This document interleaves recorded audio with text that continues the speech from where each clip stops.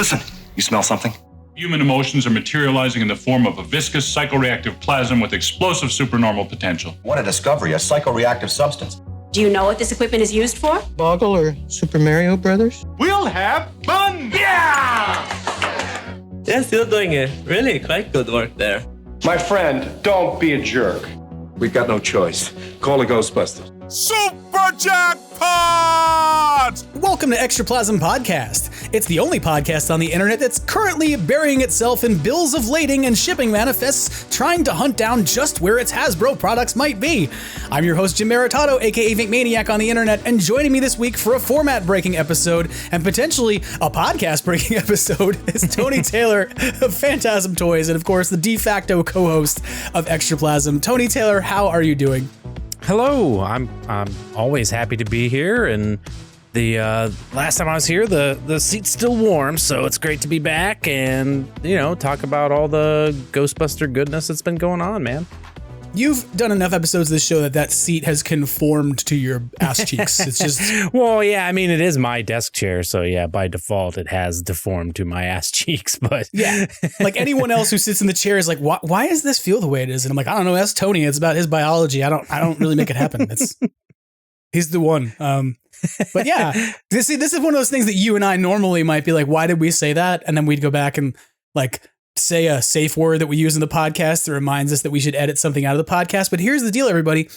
You are getting the most unedited and raw version of Extraplasm that probably ever existed because I don't have the time to edit this episode. There's a lot going on in life. And let's just face it. I put like 5 hours a week of time into post-production on Extraplasm that like nobody knows that I do because I'm like, I'm going to make everybody who comes to the podcast sound better or smarter. And everybody else who makes a Ghostbusters podcast basically goes, hey, should we just get on some streaming platform and go live? Okay. So that's what we're doing tonight because that's what I got time and patience for. So for those of you out there who might find that bumps and, cracks and little things that normally get hidden by my smoothing over of the icing on the top of the Extraplasm cake, if you're offended by that, I'm sorry. But it is what it is. And it's either you get a podcast that tastes like a Costco cake and looks like a Costco cake and is still pretty good, or you get a designer cake that comes out in a few weeks. And I'm going with Costco cake this week. Extraplasm unfiltered, baby. Yeah, it's like Lucky Strikes. It's just as likely to give you cancer if you have too much of it. No, it's not. Come on, let's be real. Although, I've had the criticism lately of people saying, you've been sort of critical of Mondo and sometimes of Hasbro. Are you becoming toxic? And I'm like, yep, that's me. I'm becoming toxic. I woke up today and I was like, I know what I'll do. I'll increase my toxicity levels. I'll have a viewpoint. Sorry, I have a viewpoint. Everyone's entitled to their opinion. Yeah, I believe that's fundamentally true. I think that there's important for us to have like a difference in position and discourse, like that's what makes discourse vibrant and conversation healthy is that people have different perspectives on things rather than we all believe the same thing. And sometimes that means that I'm the person who likes to say the thing that's different just because it excites me. But what can I say? I'm a debate coach. That's what I've done as a professional person in life. So argument is kind of my field. That's what I enjoy. But before we get into this week's podcast, we're going to talk about a lot of news from the last couple of weeks. We got to talk about the Ecto 1 HasLab. We got to talk about the 2 in the box HasLab. We got to talk about, I'm sure a whole bunch of other things I'm forgetting right now. But the thing that we definitely have to talk about before we do is we have to address sort of like the elephant in the room that you and I have talked about off air already. So you and I know about the elephant. No one listening to the podcast can even see the elephant yet. So... Again, this is the thing we would have cut out of the episode, but we're not. The elephant is staying. Keep it in, baby. Yeah, elephant. Elephant is the new word of the podcast. And for those of you listening at home who don't know, the safe word of the podcast for many, many months has been zebra. If somebody says zebra during an episode, it means I'm supposed to go edit and cut something. And every once in a while, I've got the email. It's like, dude, why did somebody say zebra in the middle of the podcast? And then I know I have to go fix that episode. But the elephant in the room is that this is going to be the last episode of Extraplasm for 2024. I'm going to put the podcast on hiatus for the rest of the year. And in loving terms, I will say this, that originally this podcast started out as being something that filled the gap for me in many ways because the Crossrip went on hiatus and stopped feeling that, Troy and Chris over there stopped feeling they could put out a weekly podcast in the same way they wanted to. And so they said, we're going to dial it back and have things happen a little less frequently. So since they've already set the precedent on having a weekly podcast that goes on hiatus, I'm going to do the same thing. You're just copying the cross rip. I was already copying the cross rip. This is basically like, you know, I'm like the GoBots of cross rip. That's kind of what this podcast is. Like, no, don't sell yourself short. Welcome to Extraplasm Podcast. It's the only podcast on the internet that's the GoBots of the cross rip. Or welcome to Extraplasm Podcast. It's the only podcast on the internet that's the fat guy version of retro blasting. Like there's, you know, don't put yourself down that far.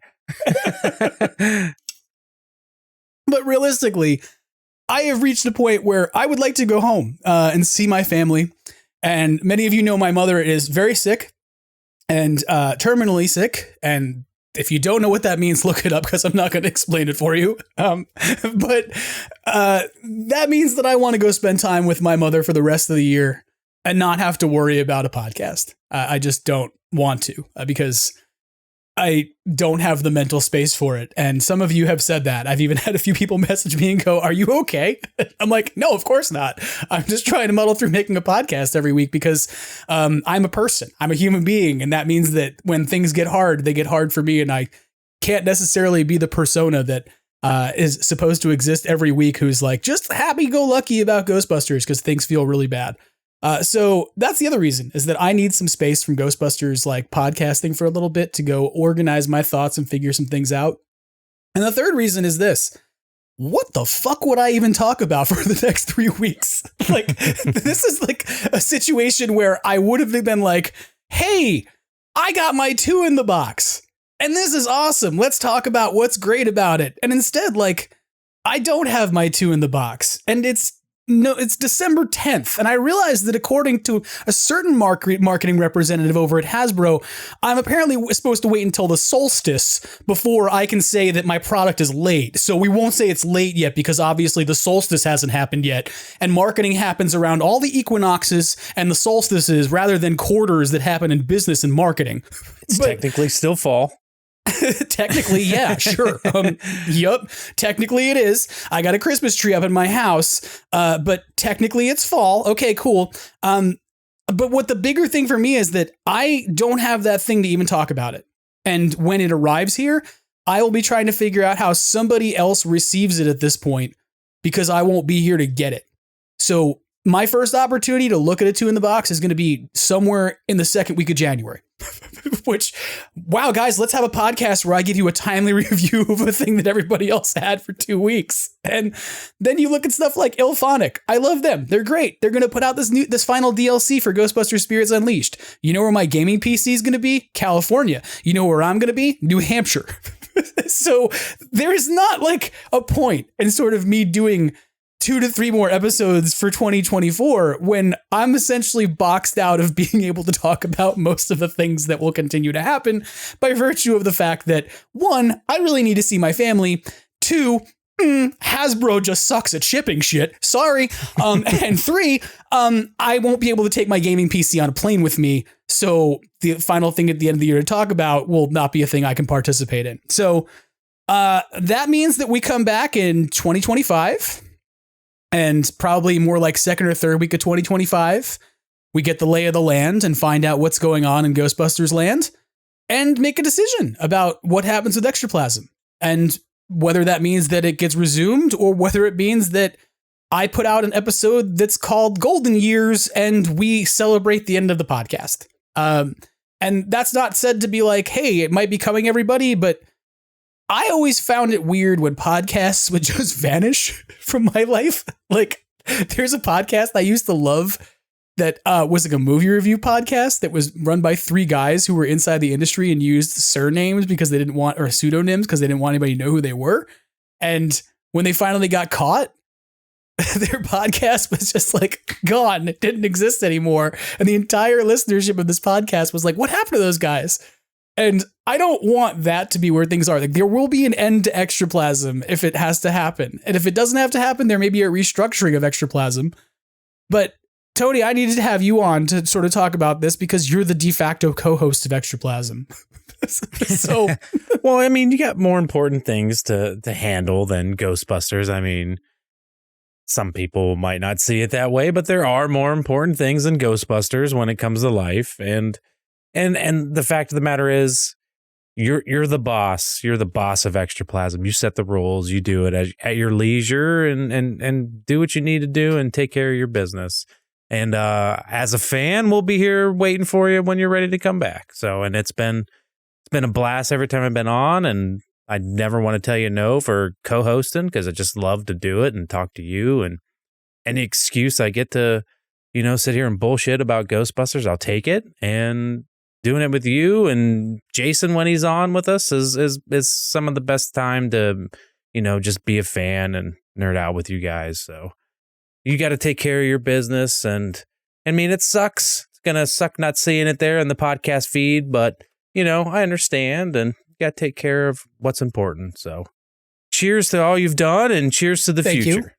Thank you. And we'll see, and maybe we come through the holiday season and we bounce back into January, and I decide that, what I'm doing is I'm doing a really late delayed episode on what happens when you try to play Ghostbusters Spirits Unleashed on an Arduino controller installed inside of a ghost trap from Hasbro. By then there'll be a pile of mods to talk about or something. But I'm not going to pretend that there's, to me, I look at things and go, okay, what would I be doing? I can run down the smattering of Ghostbusters headlines that will exist in the last 2 weeks of the year, because there's not going to be a lot that probably happens as all these different companies go on vacation, Yeah, for the next couple weeks, there'll be a lull, but there's been so much stuff. Excuse me, Zebra, you're going to have to edit that out. Oh, wait. Nope, it's not happening. I mean, besides, the holidays are coming up, so things will kind of reach a lull. We're kind of in between some things here and there, but there's still surprises. There's surprises around every corner. We really are in the golden age of Ghostbusters fandom. We're finally getting our 6-inch scale Ecto 1. It seems like Real Ghostbusters is making a resurgence and getting, the popularity of that's growing again, and people are actually paying attention to it. And also there's a chance that possibly Ghostbusters could win the prestigious Popcorn Bucket of the Year award. You don't want to be on hiatus when that happens. So, hey, listen, when I saw that popcorn bucket, we haven't got into Ghostbusters headlines yet, but when I saw that the Ghostbusters popcorn bucket from AMC was in the running for a contest of some sort of, that there's actually the Oscars of popcorn buckets apparently now. I was like, I'm just surprised that, the trap is awesome and cool, and it was a really good idea for a popcorn bucket and everything, but the Ecto 1, how has that not been? Yeah. It's how these other popcorn buckets get overlooked as. Yeah, popcorn buckets beat Hasbro and everybody making a Ecto 1. That deserves an award. I'm not going to pretend that my Maddie figures don't currently drive a popcorn bucket, because they do. They're currently inside of a popcorn bucket. And there's a popcorn bucket on display. For one more year. Well, we'll see. One more year, and then potentially several weeks of hopeful shipping. Yeah. That's true. Well, maybe this is the part where we should turn the corner from, hey, we're going on hiatus and the future of the podcast is uncertain, to some Ghostbusters headlines. Still making headlines all across the country, the Ghostbusters are at it again. Today, the entire eastern seaboard is alive with talk of incidents of paranormal activity. Phone-in topic today, ghosts and ghost busting. The Extraplasm, read all about it. Ghostbusters headlines coming at you. Well, let's start some things off here, I guess, with before we get into maybe what's the expected news that I know some people want me to comment on, because I've had people message me and go, how did you not put out a podcast and talk about the Ecto 1? And I was like, we'll get there. Let's talk about some official Ghostbusters critical media news. And you just talked about the idea that there's a popcorn bucket, which is arguably not the most important nomination for an award that Ghostbusters has received in recent weeks, because Ghostbusters Frozen Empire is actually amongst the finalists for Best Visual Effects Oscar, which I was thinking about this. I don't think that any Ghostbusters movie has ever won anything at the Oscars ever. And I'm sure if I'm wrong about that, somebody's going to email in and tell me. But I was wow, really? Now that I'm thinking, yeah, They didn't, did they? Yeah, I don't think so. And like part of that made me wonder, like, what was it about the visual effects in Frozen Empire that was so much more mind blowing that they deserved Academy recognition versus other Ghostbusters movies that potentially were more mind blowing? I don't know. If you Google Ghostbusters Oscar, it brings up a bunch of pictures of Ghostbusters 2 Oscar, which is fun. That's the award. If they win it, they shouldn't give them the standard Oscar. They should they should put it in the yellow onesie with the Winnie the Pooh on it. Yes. That's amazing. Yeah, I love that idea. That's fucking great.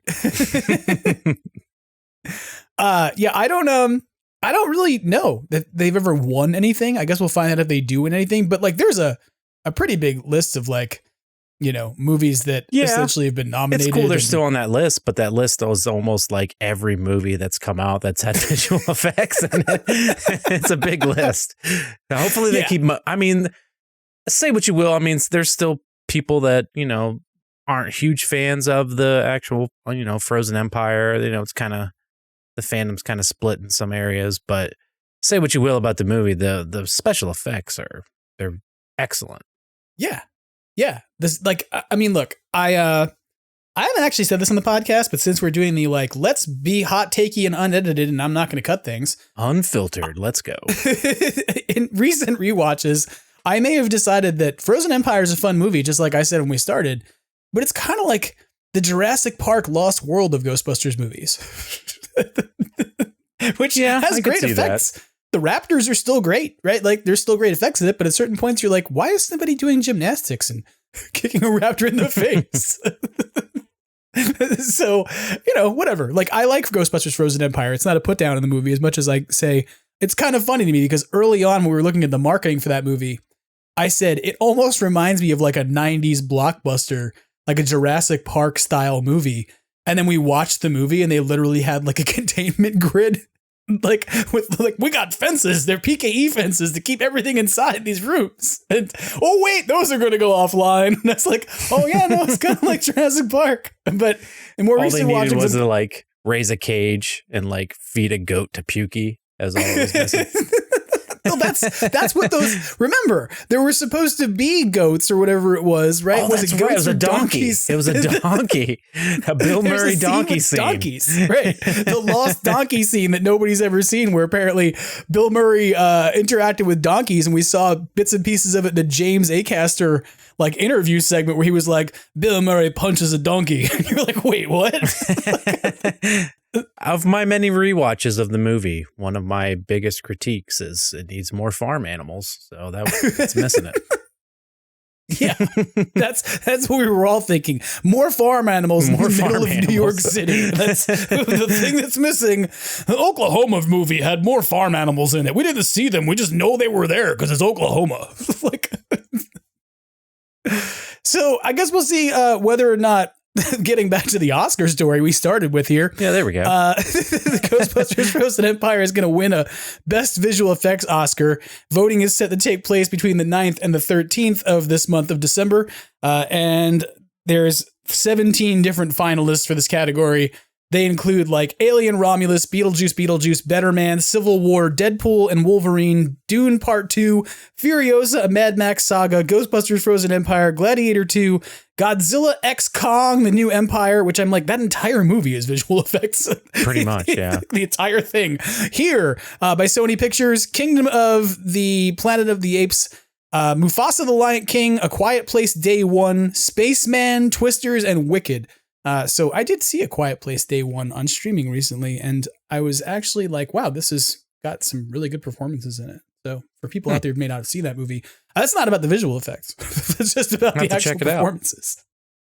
Yeah, I liked it. I'd never seen the Quiet Place movies, but when I got to see my mom last, we were seeing each other right before Halloween. And so all we did the entire time I was there was watch horror movies by her choice. I didn't be like, let's watch horror, Mom. Like, no.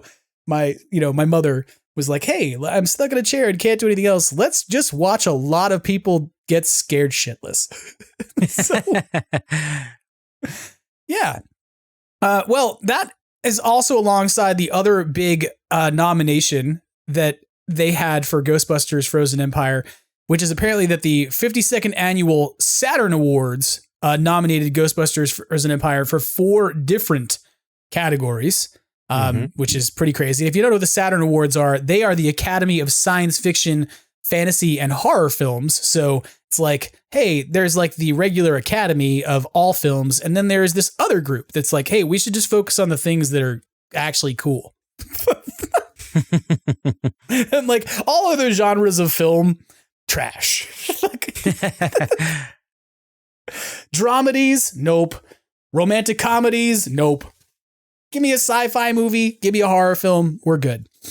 So the film's been nominated for Best Fantasy Film alongside Beetlejuice, Godzilla X Kong, The New Empire, something called My Old Ass, which I don't even know what that is. What now?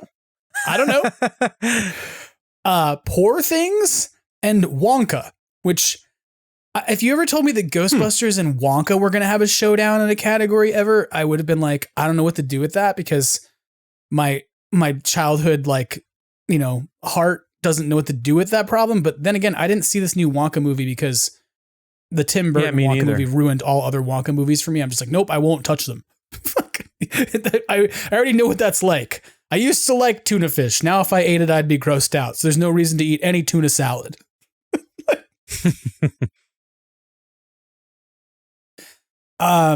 Yeah.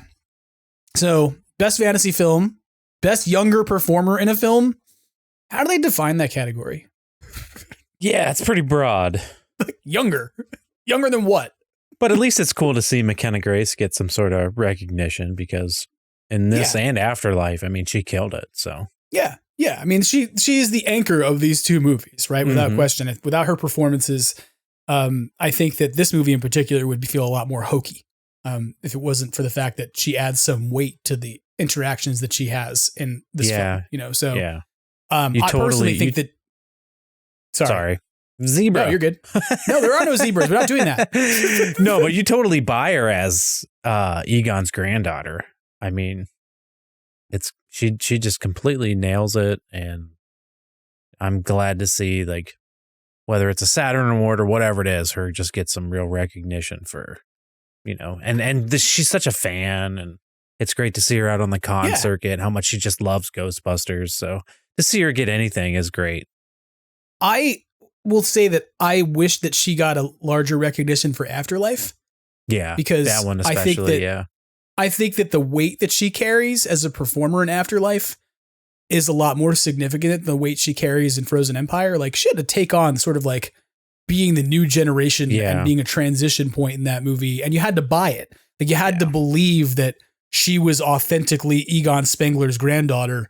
That's established by the time you get to this one. So it's kind of like not as, you know, difficult or much of a narrative challenge, I think. But so I'm happy if she gets a recognition either way, because I feel like she should have had one for Afterlife. So, you know, there were less spinning plates in Afterlife too. She got more attention. So the attention was kind of spread out amongst the extra large cast that Frozen Empire had. But like you said, it was already established, so she didn't really need that much attention. You already kind of knew what you were getting into. So, but she still deserves all the recognition.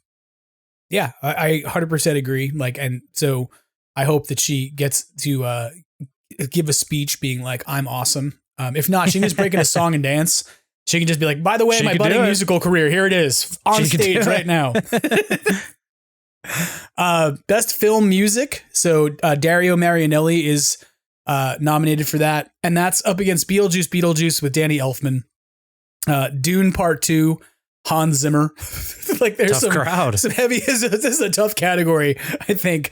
John Paisano's score for Kingdom of Planet of the Apes. Cristobal Tapia de Vere's score for Smile 2, which I didn't even know it was a Smile 1. And I don't even know what that is. And James Newton Howard is apparently the person who scored The Hunger Games, The Ballad of Songbirds and Snakes, which is another movie I have not seen, admittedly, but I've at least seen some of the Hunger Games movies. That's the prequel, I think, isn't qualified. It? Yeah, I think so. I think I had this conversation with somebody I live with. What is this movie? It's not a sequel. No, with Leah. I was like, you're an English teacher in high school. You have to know something about teen stories that are in print books and come movies. And she did. And then best film costume design: Beetlejuice, Deadpool and Wolverine, Dune Part 2, Ghostbusters Frozen Empire, Hunger Games, and Wonka. So again, yeah. Look, I think Deadpool Wolverine runs away with that one.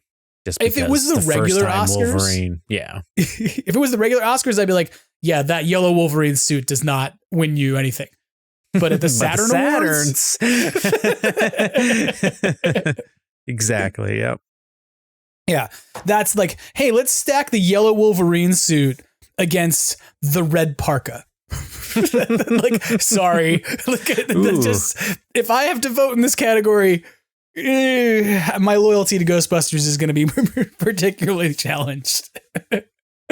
So we'll see what happens with that. I believe the voting is open for that until December 15th, and then the actual airing of the awards happens in February. So if you got something to look forward to in 2025, there you go. When you're like, what's Extraplasm going to talk about when it resumes after January? Like, episode 1 of season 2, even though we're in year 3 or 4, I can't even remember anymore, is February. We're going to talk about the Saturn Awards, and we're either going to talk about how Ghostbusters Frozen Empire won a bunch of stuff, or we're going to talk about how it lost major. It was robbed. Right. It was all rigged. It was rigged. Okay, so I think we covered the award stuff, except for the popcorn bucket. I'm not really sure what other we could say else about I'm not sure what I'm trying to say at all. See, that's the part where I can't edit that out this week. You got to deal with it, everybody. But I think it would be interesting to see who's actually running that popcorn contest, because I didn't look before we started. So now I got to look. It's got some stiff competition. Oh, it definitely does. The Wolverine bucket's in there, isn't it? Yeah, the Dune bucket. Which in and of itself is a joke referencing the Dune bucket, which is just it's so stupid. Yeah. The Alien bucket had some things said about it as well. Oh yeah. I mean, they all are pretty weird, slightly right? phallic. But who's running this? 3 out of the 5 popcorn buckets I'm looking at are Little Randy. It's comicbook.com. So as we're talking about the Oscars and the Saturn Awards, we're starting with the prestigious Oscars, then moving to the little bit less prestigious, but also more sort of sci-fi oriented Saturn Awards to comicbook.com's nominees for their Golden Issues Awards. Man, it's really making me want that Batman one though. They have an entire, literally the entire category is best popcorn bucket. Is this a category that they just came up with this year because there's been so many popcorn buckets? Maybe it's only been the last 2, maybe 3 years that popcorn buckets have really been a thing with movie releases. Yeah. Now it's every movie gets this crazy collectible popcorn bucket, more than one sometimes. Ghostbusters had how many different popcorn buckets? You know what partially drove that, right? Is that that was, we're coming back from the pandemic. Yeah. We need to make going to the movies a bigger experience, almost going to the theme park. So let's go big on souvenirs for all these movies now. Mm-hmm. And because people were okay, I'll go to the theater and see a movie after the pandemic and get a popcorn bucket. And then they became trading everything because everybody was buying just meaningless stuff during the pandemic. They were I can't go out. I'm not using my entertainment budget for anything other than renting movies and stuff. I'm not even sure if I feel safe about going to the movie theater, but I can go get a popcorn bucket and drive home. I've done that.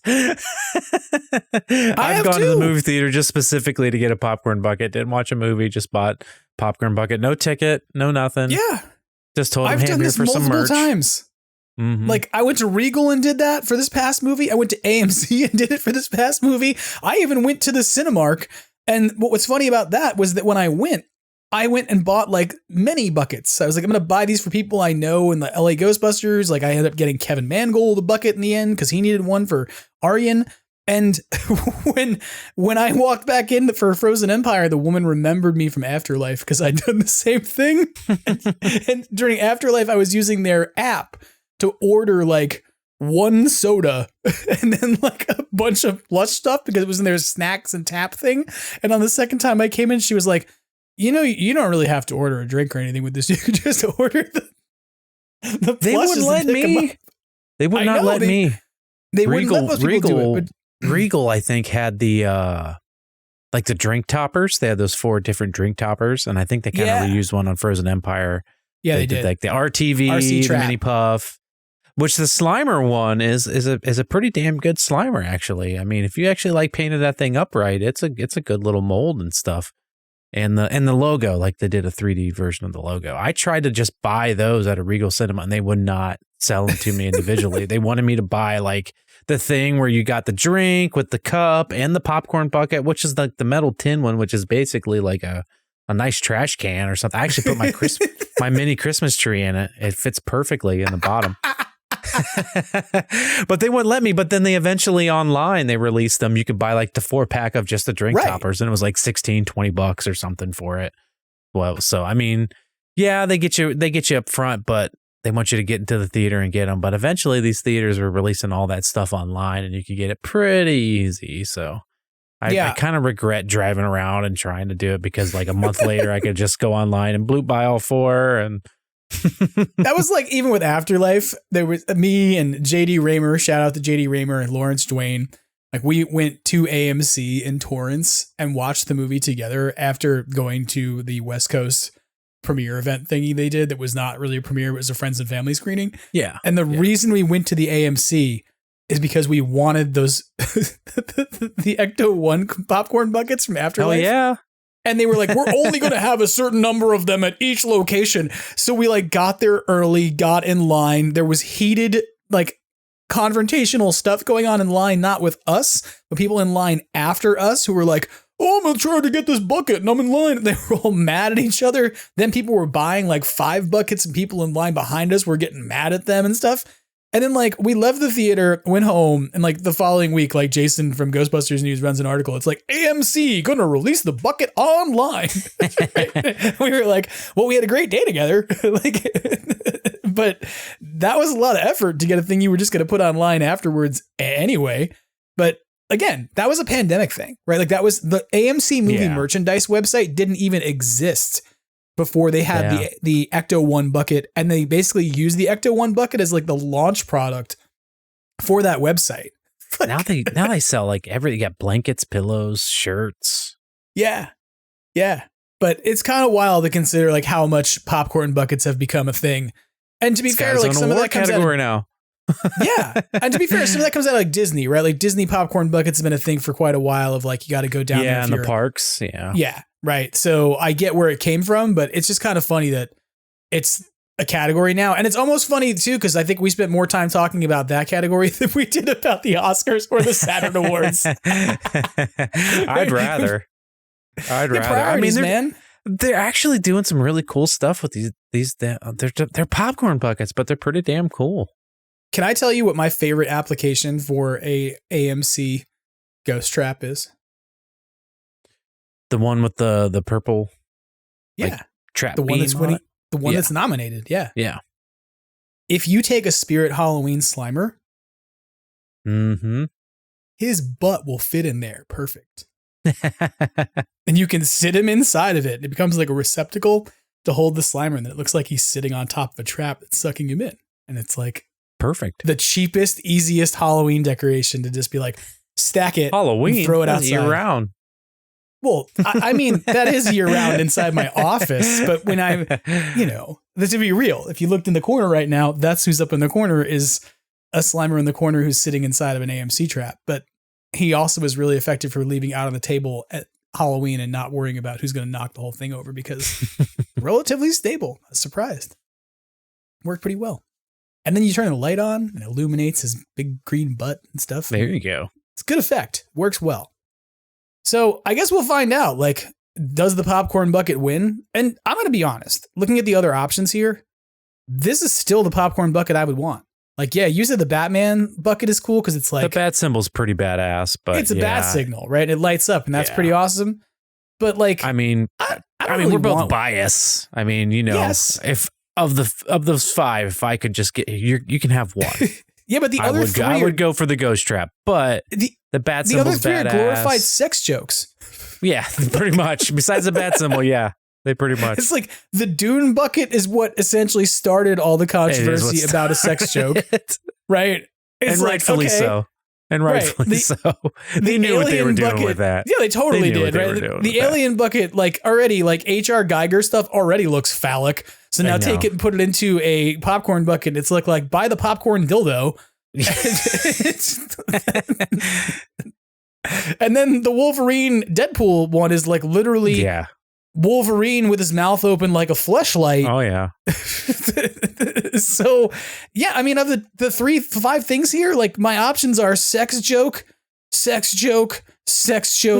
bat signal, or ghost trap. And I'm gonna go with ghost trap at that point. Of the 5, the ghost trap is the sexiest. Yeah. So, but not though. Like, it's not a sex joke. Like, I don't want to. It doesn't look like it's trying to be phallic, and it doesn't look like it's trying to entice anyone to use it as a fleshlight. It just looks like it's cool. So that's why I want it. That's why I'm glad I have one. I just wish I bought more of them now, so I could be like, now it's an award-winning popcorn bucket. Let's raise the price on eBay. Yeah. Comicbook.com award nominee. Yeah. You got to slap one of those like toy of the year stickers on the side of it. Except this for popcorn buckets. Oh God. Yeah. Okay. So we talked about visual effects awards. We talked about the potential Saturn award. We talked about the popcorn bucket award, which I'm glad you brought up because I almost forgot. The final thing we can talk about in terms of Ghostbusters sort of official media news is that Carrie Coon was recently interviewed. And she talked about her experience on Ghostbusters Afterlife and the finale of that movie.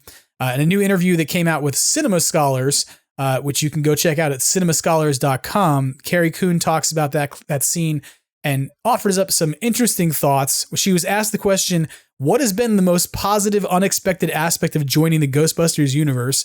And Carrie Coon reacted and responded and said, well, I mean, as you can imagine, the scenes I've been privileged to be a part of, for a kid who grew up in the 80s when those movies were just playing on TV all the time, I'm going to hear that music for the rest of my life. I was in a room with Dan, Ernie, and Bill when they were saying goodbye to Harold Ramis on film, and I got to be in the room feeling the poignancy of that absence for them as actors, as people, as friends who'd lost someone. That is the deepest insight into that franchise one could ever hope to have. And she continued on saying, and so really it's just the privilege, it's just like the privilege of being invited into that intimacy is just something that fans like you, Glenn, who was the author that she was writing this, would just kill for. And here I am. It's something that's happened in my life just very unexpectedly, and nothing I could have guessed in 1986 when I was eating Cheetos in front of the TV. I never would have foreseen that for myself. So it's something I can't really quite wrap my head around, honestly.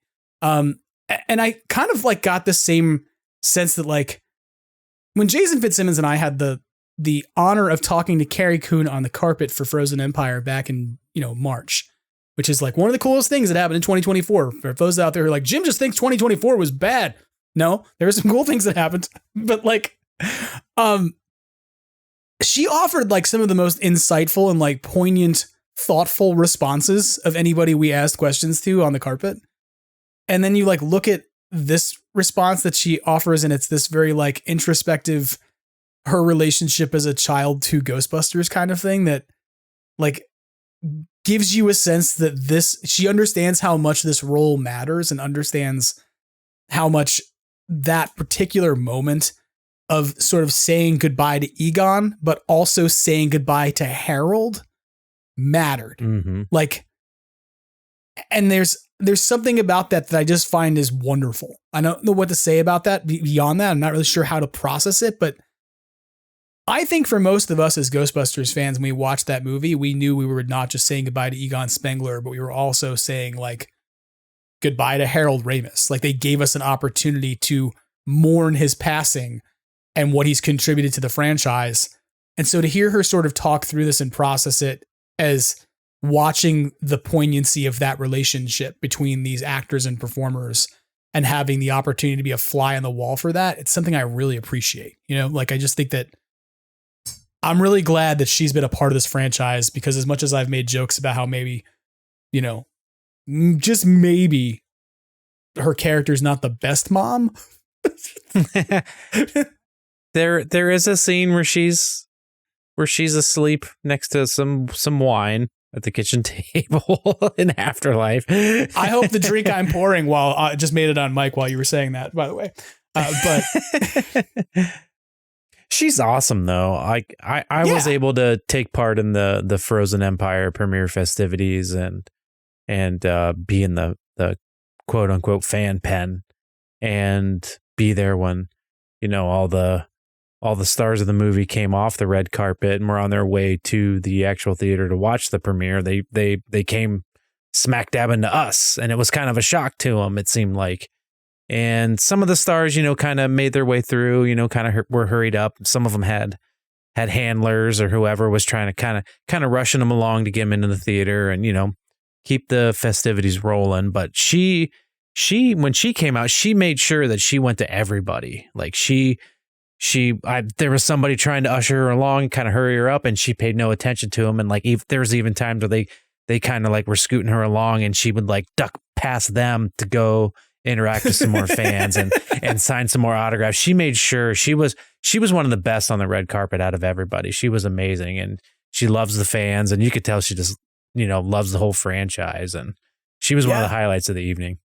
Yeah. I admittedly, like, as a person who had only ever seen like Gone Girl as something else that I think, you know, she's in, like, yeah, I'd never really seen her in much until for our Afterlife. And I was like, oh my God, like, you're an amazing performer. And you think about this weird, like, fan stuff. Like, you think about the impact of what this means at a cultural level and for the relationships of not just the people in the scene, but the relationships of the audience, the relationships of like people of your same age bracket who are having an interaction with this franchise and stuff. And I don't know, it's just really cool. I'm glad that she's been a part of what's gone on so far, you know, and I hope that we get to see more of her and maybe even some discussion of like who she used to be married to in our universe. Like, there's just some guy out there who's like, I have no parental custody. I have no relationship with any of these people anymore. It's Paul Rudd's job. But yeah, shout out. She's a fellow Ohioan. She's a fellow Buckeye. She's from not too far from here, actually. Oh, that's right. Because the soccer articles are about her. Like the soccer articles from Afterlife that are on Egon's corkboard are actual articles about Carrie Coon that they took from like her high school experience and then changed the name. Like, I'm pretty sure she went to high school somewhere close to here and college somewhere near Massillon, Ohio. Yeah, she's a fellow Buckeye. So you're going to have a Hallmark movie in the future where like the two of you meet at a Christmas time because like she's going to come back home and like you're going to have some sort of adventure together and you're going to make a Hallmark movie out of it, right? She was just in town not that long ago. I think, Tom gave me a heads up. It's like, hey, Carrie Coon's going to be right up the street, which literally she was like 5 minutes up the street from me doing some sort of event for her whatever HBO series she's in right now. But yeah, she's a Buckeye. That's awesome. I think I wish that you had gone up the street and been like, hey, this guy on the internet told me you were here. That wouldn't have been creepy at all. I considered like taking one of my Bright Feature figures and having her sign it. But she probably would have signed it, no problem. She would have. I guarantee you she would have. Yeah. Yeah, I think you would have been totally fine. But alas, well, I think this brings us to the point where we start talking about some merch. There is something about a Sony Pictures Archive video that's a virtual tour. I'm just going to go tell you to watch it because I haven't. Like, I admit to everybody out there, like, I have not had time to watch the virtual tour video. And what I heard from folks who watched it were like, it's got some stuff in it you've seen before. And I was like, okay, cool. It's kind of boring. It's got the Kids' Choice Awards, award for Ghostbusters 2016 in it. That's cool to see. That was one of the few things that people managed to make sure that I knew. They're like, hey, have you seen archived. This? Yeah, keep that. That's the thing everybody needs to have. For future. Oh, yeah. You definitely need that. Put that in the museum right next to Johnny Five. That's a great idea. Hey, if they win a popcorn award, popcorn bucket award, it better be sitting right next to that damn Kids' Choice Award in them archives. Hey, I'll just say this. The Kids' Choice Award from 2017 looks like a popcorn bucket, okay? It's like a big, hollow, orange blimp. Isn't that what the MTV Award kind of is? It was like a golden popcorn bucket. I think so. Like I think you're right about that. Yeah. I don't know. So go check that out on YouTube if you want. You can check it out. It's a I don't even know how long it is. It's like 20 minutes, I think. 20 minutes-ish. But I admit that I haven't watched it. It's just not been a thing that's made it into my eyeballs in the last week. So you can go check it out. If you want to find a quick access to it, you could, of course, go to the best website for all Ghostbusters information, ghostbustersnews.com, which, Jason's not here tonight. We did tell him he could come hang out, but he was like, I'm busy being a person. I'm like, okay, cool, fine. It's like, I'm having early Christmas with family. And I'm like, fine, go be with family and not make a podcast. Way to go. As he puts the podcast on hiatus to be like, I want to spend 3 weeks with my family and not talk to any of you people because I need it. Okay, let's talk about the thing that I think a lot of people anticipate me talking about because we got to get into merch news. The HasLab Ectomobile is done. How about that, HasLab? When last we spoke as a podcast, I think I said something to the effect of, we'll just wait and see what happens, because I was so distraught that there was like no movement on numbers for 2 weeks that I was just like, I don't know what's going to happen with this thing. We'll just see what happens when we come back to Monday. And I said, and hopefully I'll make a podcast to talk about it. And then I didn't. I was just like, I'm overwhelmed. I can't get this done this week. And then I thought to myself, like, and you really thought this thing was going to fail. So most of what you're prepped to talk about is why it didn't go well. And I admit that to everybody. In my secret thoughts, I was like, we're fucked. We're never getting this thing. It was getting kind of dicey there. It like flatlined for a while. But I'll admit it was pretty exciting. I mean, the fact that it backed and then like so fast and skyrocketed up. Yeah. What a ride, huh? Yeah. I want to say this. It was not necessarily a fun ride. I'm glad it's over. I really am. Oh yeah. I'm glad it's over. I'm glad it funded. I'm ecstatic it funded. Yes. And I'm really glad it's over. Like I'm glad. I'll be much more glad when it's here. But like for now, I'm very glad the HasLab campaign is over because my mental stress, I'm going to admit, kind of got intertwined with this. There was like the part of like, hey, you're going through lots of trauma in real life. So what can you do about the things you can't do anything about? And it's like nothing. What I can get upset about is a thing that can completely be fixed, which is if people spend some effort on this, they could raise the number of people backing this thing. And I was pretty upset. Like by the time we got to the week that it was going to be funded or not, because I didn't know if it was going to happen. And I've kind of hung my hat in some ways on this being like, all the other things that are sad suck. But like, this is going to be a thing. It'll be fine. Like if you go back several weeks and listen to the episode where Jason and I and you talk about this thing, the three of us, we're like, there's no way it won't fund. We're like at the beginning of the process going like, look at how many you got in like just 2 days. There's no way. Like it'll fund by the end of the week. It was charting that way. But then right in the middle, well, towards the end, like the last 2 weeks, once it hit like 9,000, it just stayed right there. I mean, I was checking it, quite frequently. And there was a time where I checked it and the number went down.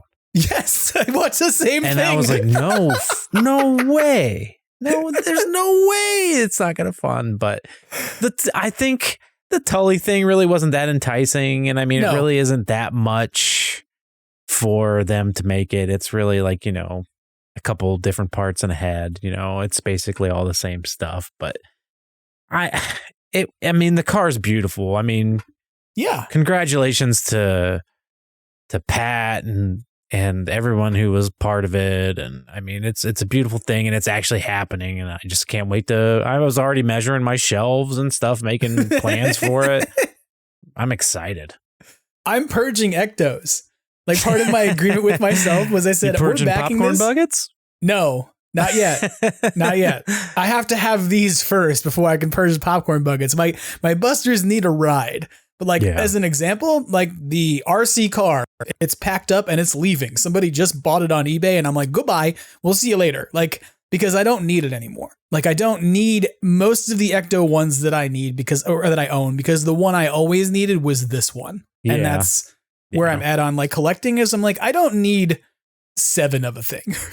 Like just because they're at different scales and stuff. Like it's just too much stuff. And so I am really excited this is happening. I'm thrilled we're going to get cars. I was totally stoked and like began posting about how we were getting cars, and I'm still excited about that. I'm totally happy though that the campaign's over. And this is where like I wasn't really sure what to do with putting out an episode the week after this, when a lot of was going on, but I also had this sort of thesis running through my brain that hasn't left.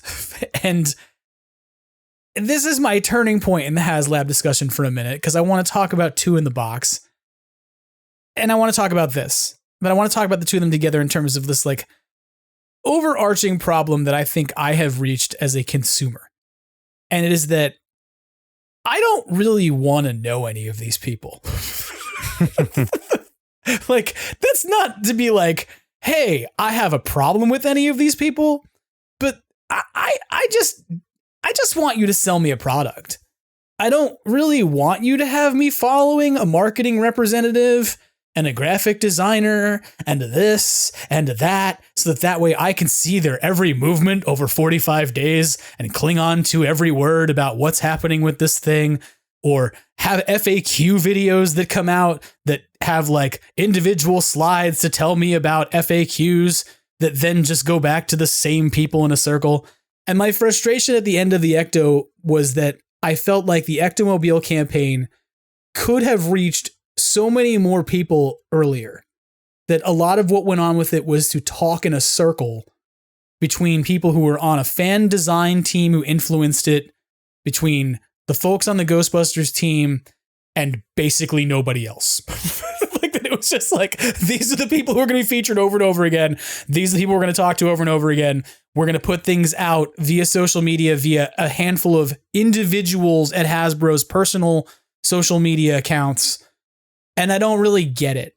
And it's, I think, really more my problem maybe than theirs, because I'm 45 almost, and I'm just beyond the need to like have an ongoing parasocial relationship with a marketing person in order to feel like I'm buying a product and I'm part of something. I just want to buy a good product. It's like buying a dishwasher. Like, I don't know the guy at KitchenAid who designed the packaging for my dishwasher, and I don't really care, right? Like, I bought a car in 2019. The car cost me $26,000 because that's what cars cost.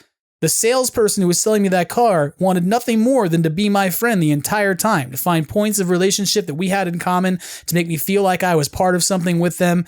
And the entire time I was resistant to all of it because I teach communication studies and persuasion. And so in these contexts, I know what game is being played with me to be like, let's have a relationship so you can spend a 5-figure amount on a car. And in that context, I'm like, I don't even know what that guy's name is. And I still don't. I have no idea what the name of the guy is who sold the car to me. But for some reason, I'm supposed to have an ongoing relationship where I follow individuals.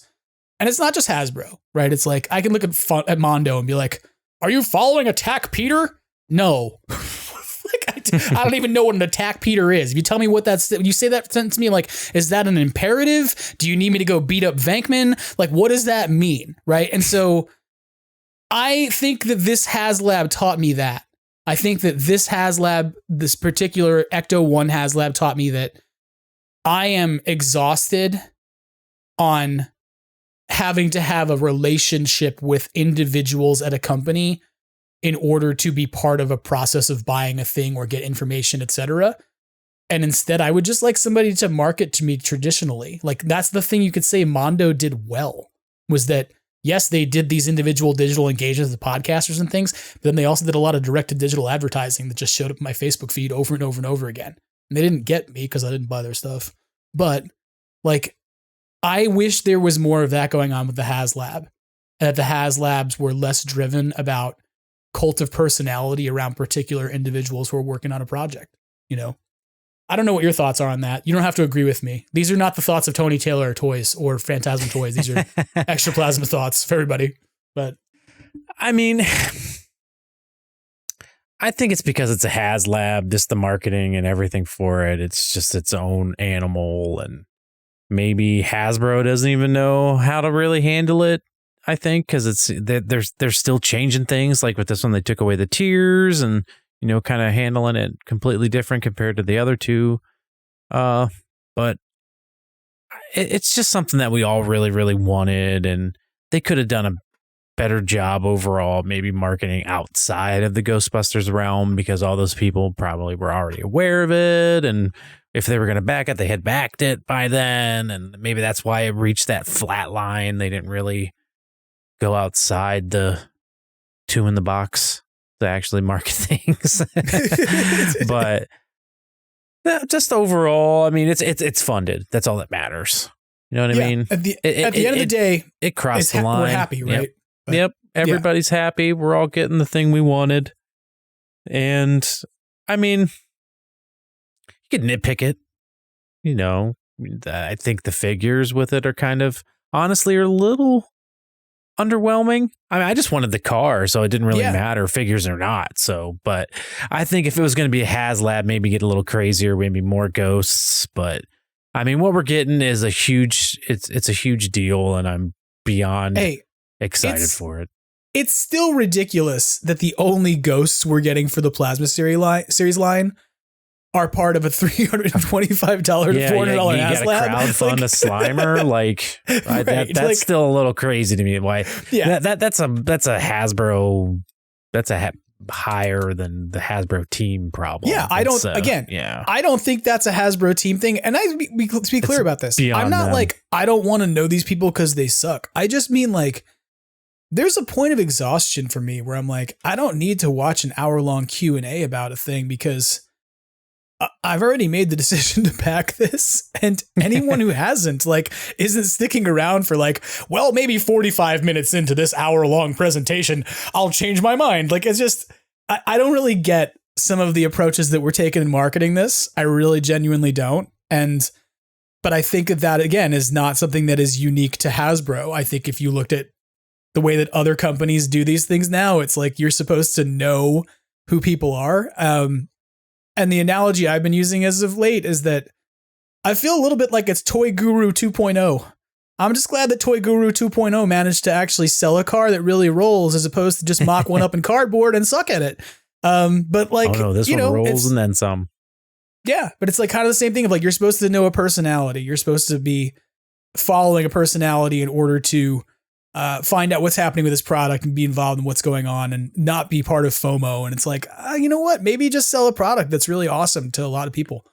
I get it. I mean, I get the reasoning. It's a crowdfunded thing. You kind of got to reach out. It's more personable. You feel more involved with it. I kind of try to, break it down and, make it feel more accessible and, not as something coming from a huge company. It's, meet these guys that pour their heart and souls into this. And it all just feels fake. It can backfire. I mean, to us who know all the, behind the scenes details, not really behind the scenes details, but it's Hasbro. It's a giant $1 billion corporation trying to crowdfund a project and not get sued by its investors at the same time. Which, if you haven't seen this, folks, Hasbro is being sued by its own investors because their investors were like, you lied to us and told us that you didn't have an overstock problem and that you didn't have an inventory issue.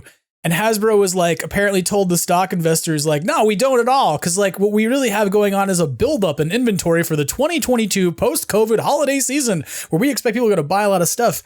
And I'm just going to say this, okay? This is commentary. This isn't factual statement. Don't come make a civil suit at me, somebody. But anyone who's been inside of an Ollie's or who's seen photos of I've never been inside of an Ollie's ever because there are no Ollie's where I live.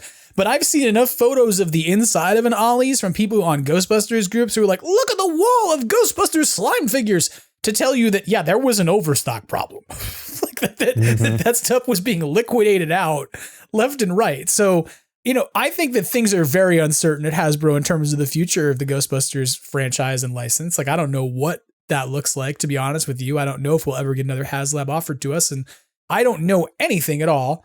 But I will tell you this. If you're the kind of enterprising person who just goes on LinkedIn and types in the names of people who work at Hasbro and who've worked on the Ghostbusters projects, it's interesting who has hashtag open to work. And it's interesting to see who might be moving on. And you've heard certain people, because we've had to get to know all these individuals in order to be part of marketing, who say things like, I just finished up the instruction books on this and now I'm going to be going over to G.I. Joe. And you're like, well, why are you going over to G.I. Joe? Is because you're not working on Ghostbusters anymore? So I'm kind of interested to see what 2025 is going to look like other than the Ectomobile. And we'll talk in a minute about potentiality of plasma series figures. But one thing I do want to talk about for a second about HasLab stuff is I'm really bummed I don't have my 2 in the box. Like, really bummed out. This was a product that, I mean, I think you are. I'm bummed out.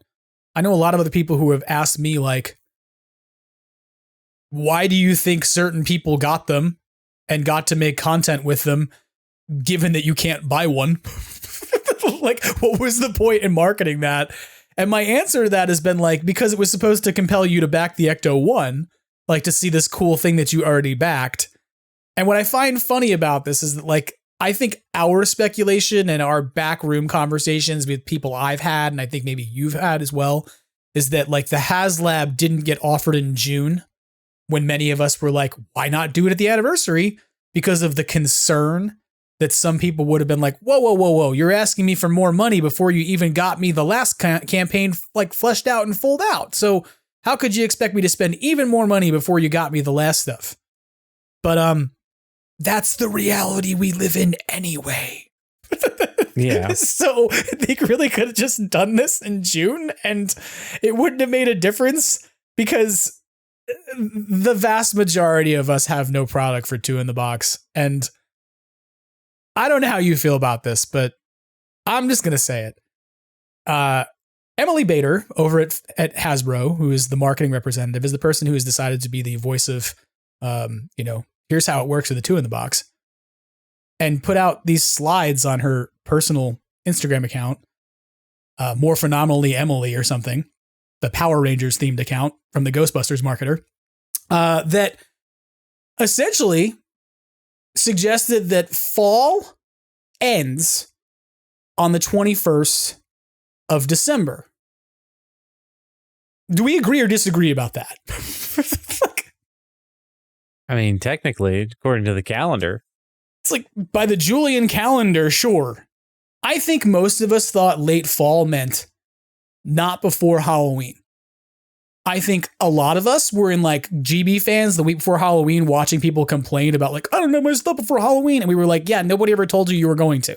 Like, calm down. It's going to happen in November. November came and went. We're now on the 10th of December. And I'm just going to do this math for folks listening out there. First of all, December 21st is a Saturday. So no product is leaving anywhere on the 21st, which means that let's just say we get to the 20th of next week, since we said before the 21st. Well, that means that product then gets loaded on trucks on Friday, sits for Saturday and Sunday and doesn't go anywhere because they're all ground shipments and done through FedEx Super Saver or whatever the hell it is. So they sit there now until the 23rd and the 24th in a backlog of packages where nothing's going to happen with them. They're just going to sit. They're then going to get pushed out after Christmas. They'll probably be handled by a lot of temporary employees who were hired for seasonal help at FedEx, because that's what goes on. Every year, every season at FedEx, you hear the story about like the FedEx truck that dumped packages in a lake.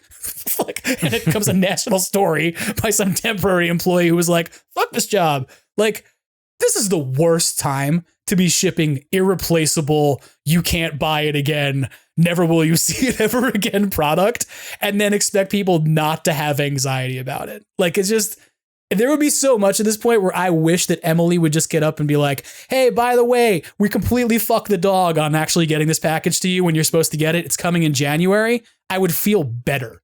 I'd be like, great, put it in the shipping stream when it's not going to get completely destroyed on me. And in my case, I'm leaving.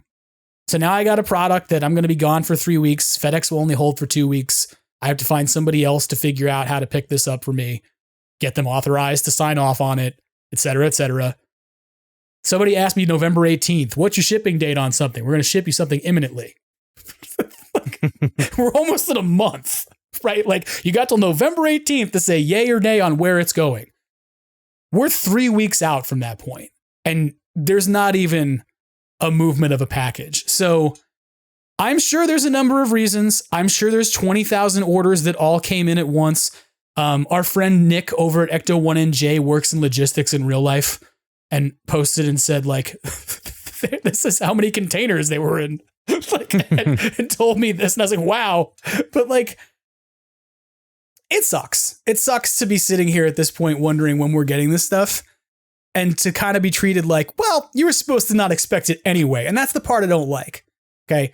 I could completely not have that interaction at all if I wasn't dealing with an individual person who's marketing from their Instagram page who's like, fall means 12/21. You're like, great. I'm glad the Julian calendar works that way for you. I don't think retail releases work in that way. Any other context. Like, they're not putting up Christmas trees for sale on December 21st being like, winter's here, down at the Target. They're taking them down and hanging up Valentine's Day. Now, coming from me, who's now I've handled a lot of, a large pre-order of certain things and the shipping of those things, and trying to predict how long it'll take to manufacture things and make things on, mass quantity scale. I mean, I'm not trying to even compare myself to the volume of a Hasbro or anything like that, but just, I mean, it's just an educated guess. I mean, things happen.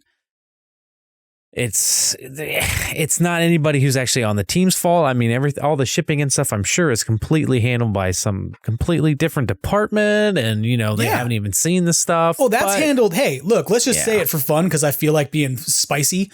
All of those orders are handled by the same shipping manager for every HasLab, and you can type his name into Google and you'll find people complaining about him about G.I. Joe helicopters because for whatever reason, over at Hasbro, they're like, you know what the best thing to do is put Davin Rozowski's name on every single package that comes from Hasbro Pulse HasLabs. Like this one shipping manager. And I'm like, every time they do it, I'm like, so do you just like want that guy to get roasted on the internet? Because it's totally what's happening. Right. And this is part of what, like, why are there individuals who like, I even know that from $1 billion corporation, its shipping logistics require that I get notifications in my FedEx delivery manager that tell me a guy named Davin is shipping me something. Like, again, if I bought a KitchenAid dishwasher, it's not like Tony G over at the KitchenAid is dispatching your order, Jim. Like, no, it's like they just send me a KitchenAid dishwasher. Like, I don't get it. Like, sorry, I interrupted you. But I mean, Hasbro's a big enough company that you got to have some sort of trust in them. You're going to get your thing. You're going to get it. But yes, your statement of like, this is the worst time of year to, something like this to be coming out. And yeah, you're completely right. And it wouldn't be that big of a deal, if other people hadn't already received them. Now, these people, I'm sure they helped out with the campaign, and do they deserve it? Yeah, by all means, they deserve it. But I think if the shipping would have been, kind of closer to them, everybody getting, hey, check it out, this thing you ordered a year ago. Yeah, I can see why people are getting their panties in a bunch. I've read the comments, but it's coming. We've waited this long. It's not going to be that big of a deal where everybody's going to get them. We're all going to love it. It's going to be amazing. Well, look, you're all going to get yours long before I see mine. So enjoy it because I'm going to fly back here in January and be like, oh, look, there's my stack of crap that has just been sitting here collecting dust that I couldn't get to because I had more important things to deal with and obviously expected. I'm just going to say it. I don't care who doesn't like it.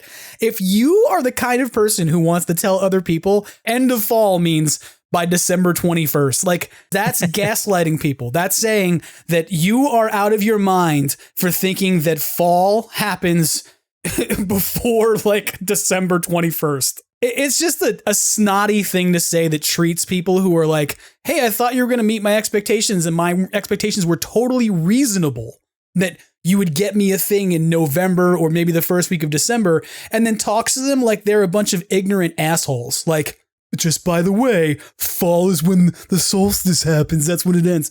Great. That you're really winning a lot of prizes with me here on that one. Like, it's a round winning argument. Fantastic. Right. It's just So I'm sure that I'm a little spicy about it.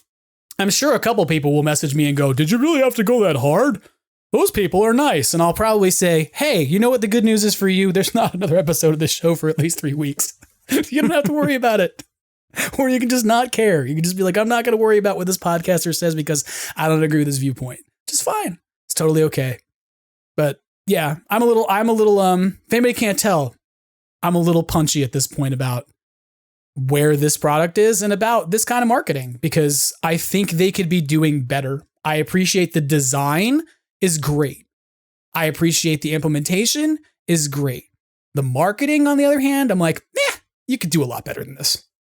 Like, there's more effort that could be put into this. And as the final maybe sting I'll put on this, I put 5 hours of editing into most episodes of Extraplasm, which makes this one the least edited one and the least well-produced one.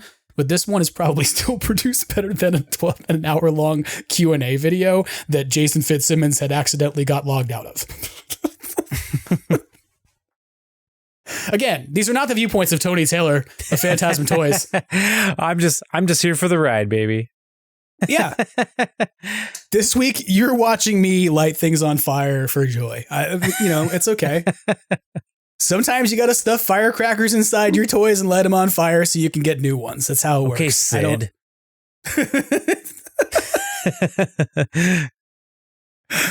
Yeah. So, for those of you out now, those of you out there right now who are like, he's just being hateful. No, I'm not. I do appreciate that there are logistical problems in getting things done.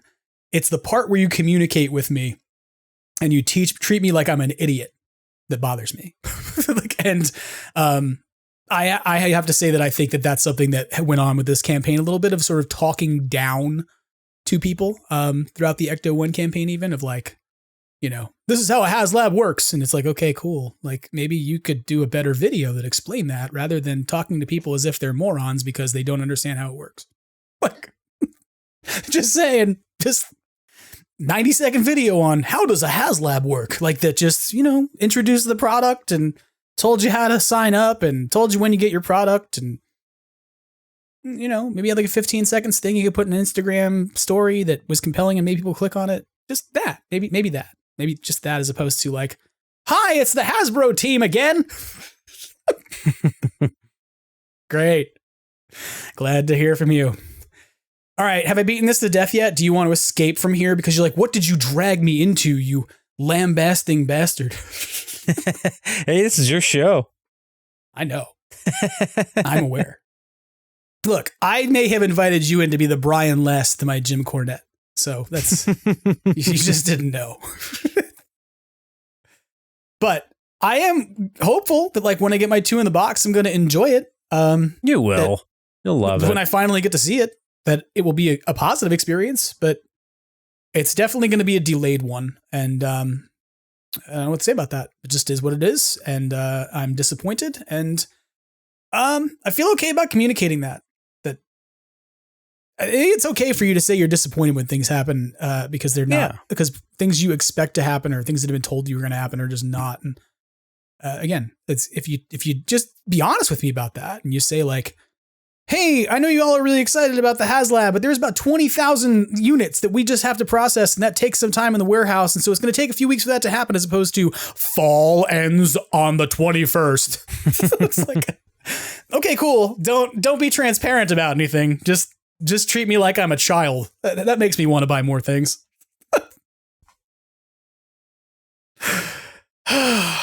Anyway, speaking of things we might buy more of from the Plasma Series Ghostbusters line, what are your thoughts on this potential 4-pack of Ghostbusters that are quote unquote in the works and that are quote unquote going to potentially include a couple of updates that Jason Fitzsimmons has talked about and that sort of were raised in that Q&A that they did for the Ectomobile? What did you think about this?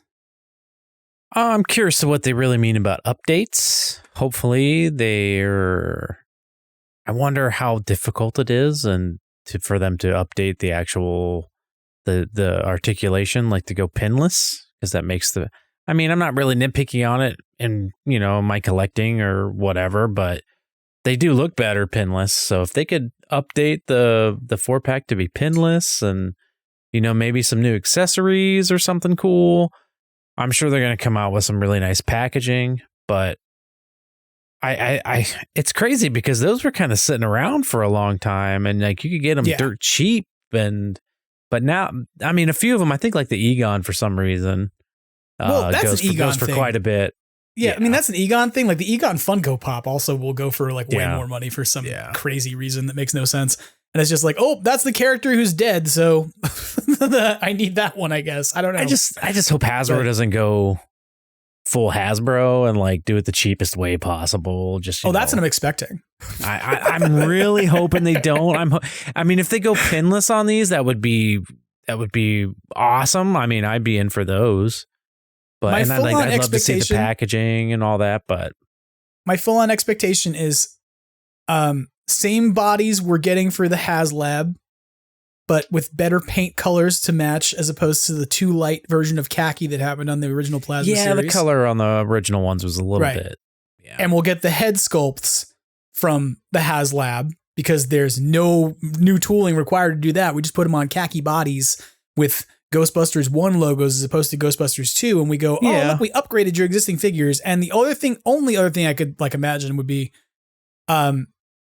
it would be interesting if they did something where they said we're going to put like an LED component inside the proton pack, the way Mattel did with the 12-inch figures years ago. I think you're asking for a lot. I think I'm asking for a lot. If I were, I don't disagree with you, right? Like I think that this is far more likely going to be, let's kit bash together some Ghostbusters 1 figures from the Ghostbusters HasLab stuff we got that has better sculpts, and maybe throw in some new accessories that you didn't get before.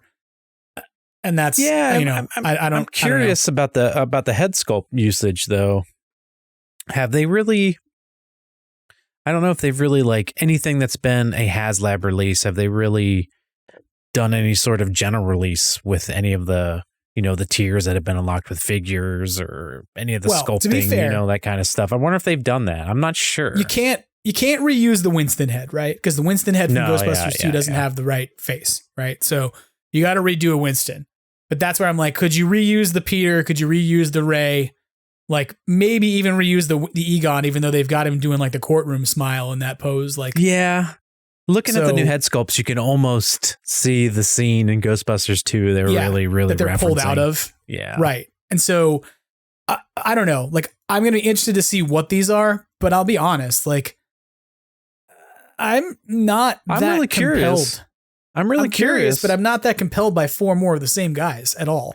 Like that's one of my biggest criticisms is that we've had so many versions of the same guys. So yeah, I mean, I have all the original Plasma series and all that good stuff. I'm really curious to see how they package it in a 4-pack, because this might be something that I get, just to keep in packaging, because I already have the other 4 and opened and whatever, have something in, depending on what they do. But yeah, I would really like to see them go pinless and see if they really do that, because a lot of the people I've seen complain like how dated the body sculpts are for these guys nowadays. But I don't think those GB2 figures in the HasLab though. I don't think they are either. No. So no, that's why I'm kind of like, I don't see them doing much more beyond that. Now, and I don't know. Like, I'm curious. I don't know how you feel about this. Go ahead. Sorry, I didn't mean to step on you. Well, I'm curious, like how well Hasbro views this HasLab as being successful.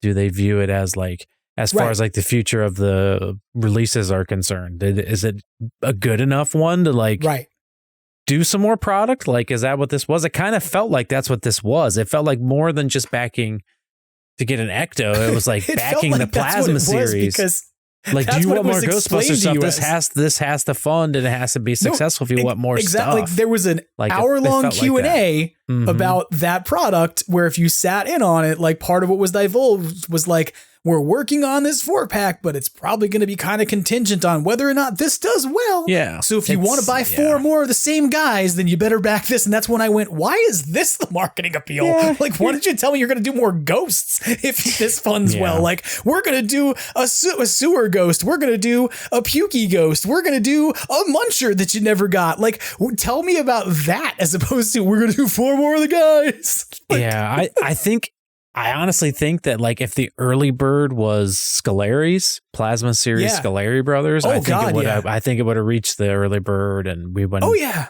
Had no stress on this at all None. whatsoever. No, but the fact that it was another khaki suit, I mean, I love it. I wanted it. I'm give me all the Louis Tullys you can give me, but yeah. I think that it was not necessarily a thing we needed, and that's why I'm like, I'm also going to just put this out there. I'm really skeptical about whether or not you get a release of 4 more of the same guys, because somebody higher up at Hasbro who's really worried about this lawsuit, and he was like, hey, the last thing we need is more peg warming inventory. Like, all they need to do to figure out just how hard those 4 guys can warm pegs is look at how many of them were shuffled off to Ollie's or clearanced out at any of the big box retail stores in the last 2 waves of Plasma Series. And so that, like, the Slime figures in particular were like, hey, let's release the same 4 guys, no build a figure, less accessories, but put slime paint on them and increase the price by $4. And it was like, who's buying these? Like, who feels so compelled that they need? I didn't.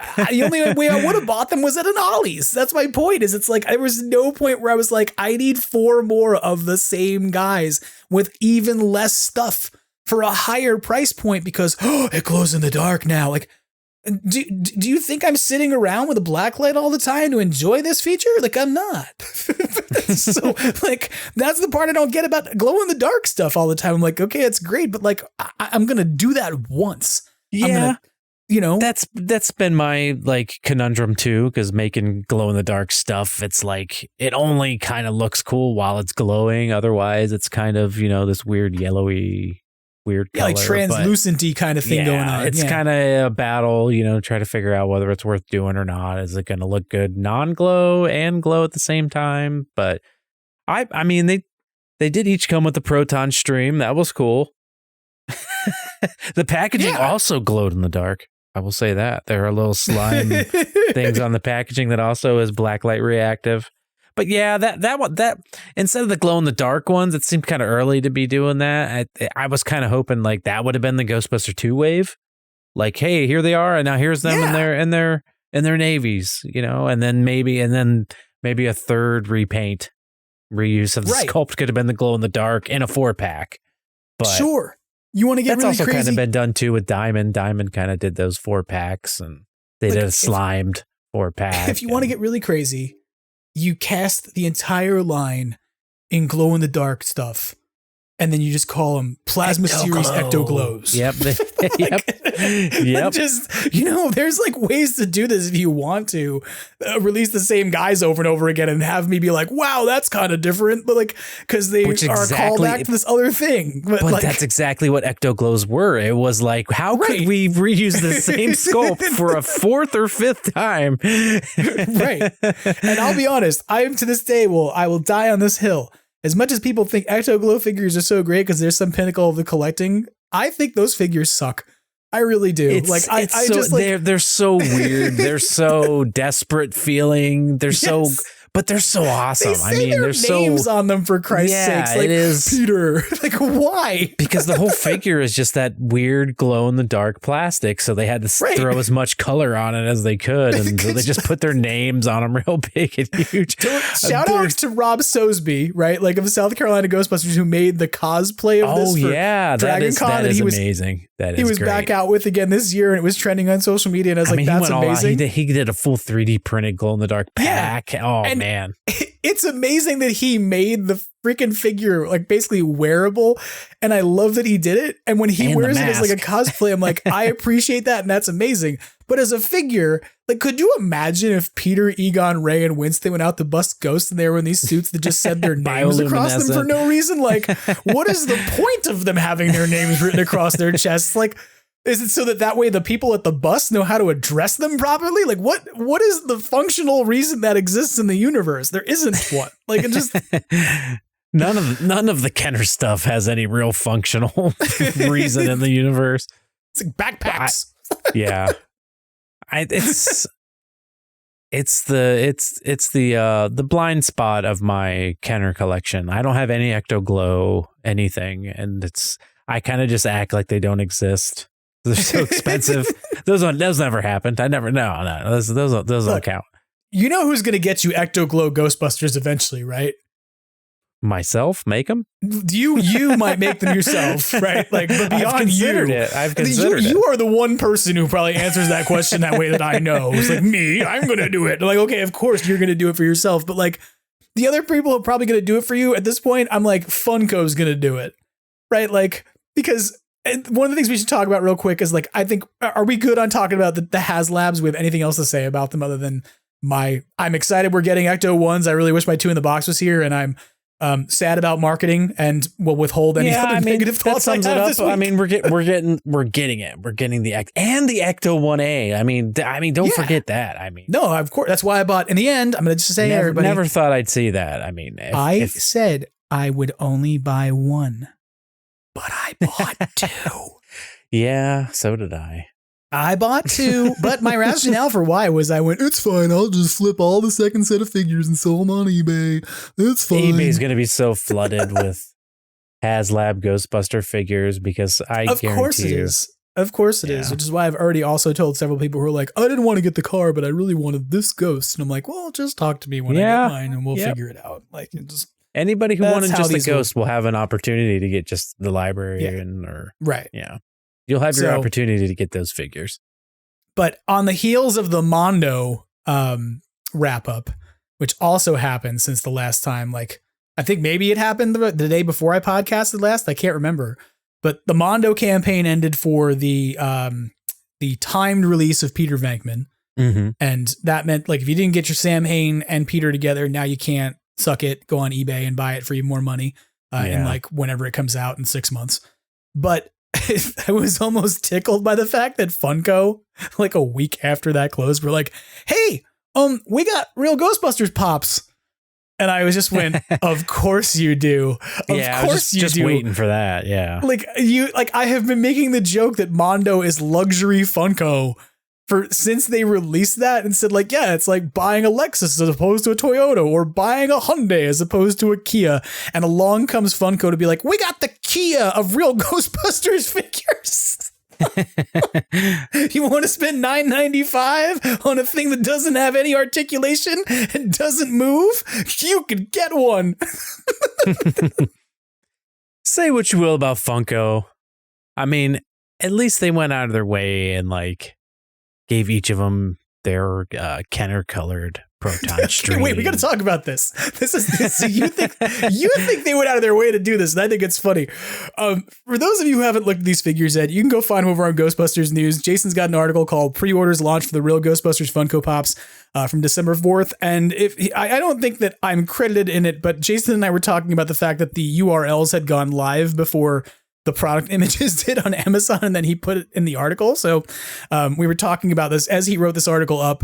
And one of the things I find fascinating is that, as you just mentioned, they made sure to give each of these characters the same color proton stream as the Kenner figures had. And they went so hard on this that they even put it on the box art for Venkman and Egon. Like if you look at their box art, there's proton streams they're firing, and Venkman's is green and Egon's is pink, right? But I think the streams are removable too. They are. The streams are in fact removable, and then you can put them back in.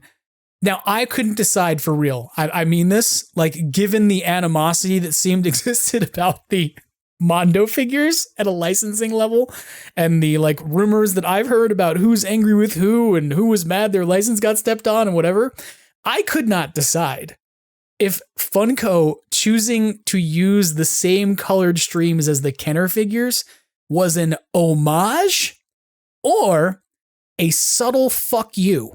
I didn't think of it like that. They were like, hey, you're mad because we're stepping on your license? Well, watch this. We're not going to use anything from the cartoon in making the streams. We're just going to ape your toys. And I went, oh, that's an interesting choice. Yeah, these are weird. These are like a weird, it's like a weird test. Because like being a Ghostbuster fan, kind of program, there was such a drought and like nothing for so long that almost like any rare time something with the Ghostbuster logo popped up, you had to have it. Like, so like anytime I see something Ghostbusters, that's like my first instinct is like, I gotta buy it. And I almost have to like walk backwards and like talk myself out of things. And like, especially when it comes to real Ghostbusters, you put that word in with that font and you know, blue proton packs, the Egon tornado yellow hair and them red glasses. I mean, it's on one of my least favorite toy lines, Funko Pops, but it's still real Ghostbusters and like, it's so few and far between. Like, do I have to have it? I better get it because so I don't know. I'm actually torn on these. Look at those boxes. And you look at how the real Ghostbusters logo is set up at the top of the boxes, and they split the word Ghost and Busters over 2 lines. Yeah, that's weird. Yeah. It infuriates me. I'm like, what are you doing? You're not allowed to do that. I've seen that on things. I mean, the original movie, it's broke up like that in 2 words. The beginning title. Yeah, in the first Ghostbusters. In the beginning title, but I mean, this is like stacked Ghost on top of Busters, and I'm like, you're not allowed to do that. That's not appropriate. Like, here's some style guide that says you violated that, because right above it on the very ad that you and I are probably talking about that Jason has over on Ghostbusters News, the words "the real Ghostbusters" are stacked as 2 lines as opposed to 3, and I'm like, why did you make this packaging decision? Like, I mean, the name itself is because of copyright issue. I mean, back when it was originated, because of the Ghostbusters and Filmation. So it's like, oh my God, it's a stack on a stack on a stack. So it's crazy. You know what's going to happen now?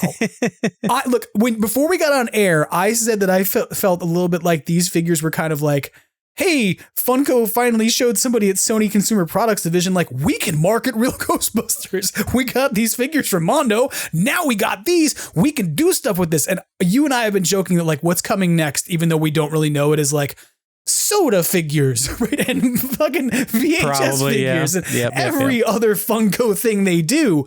But now that you've just mentioned this, I'm like, no, truly scraping the bottom will be going to Filmation and getting the rights to that Ghostbusters and making Funko Pops of those next. Right? Like, you could buy a little gorilla. You could buy like, it might be the last thing that Funko Pop hasn't made is Filmation Ghostbusters at this point, because they've made everything else. I'm surprised that these haven't existed yet. I mean, I'm surprised it's taken so long for these to happen, but But I mean, and to be fair, if you're a Funko Pop collector, if you're into Funko Pops, then these are probably pretty cool. Like the Venkman comes a little Slimer. Like, it's kind of neat. Like, I'm not going to pretend that they're not kind of cool. They have like cool proton packs that look like the ones from the movie. Is the Venkman Slimer a little more expensive than the other 3? Or is he the same price? I don't know, but we can look. Why not just go to Amazon and find out right now? Yeah, I haven't looked at them yet. I admit, I'm saturated on Funko. Like, there's just, there's no way.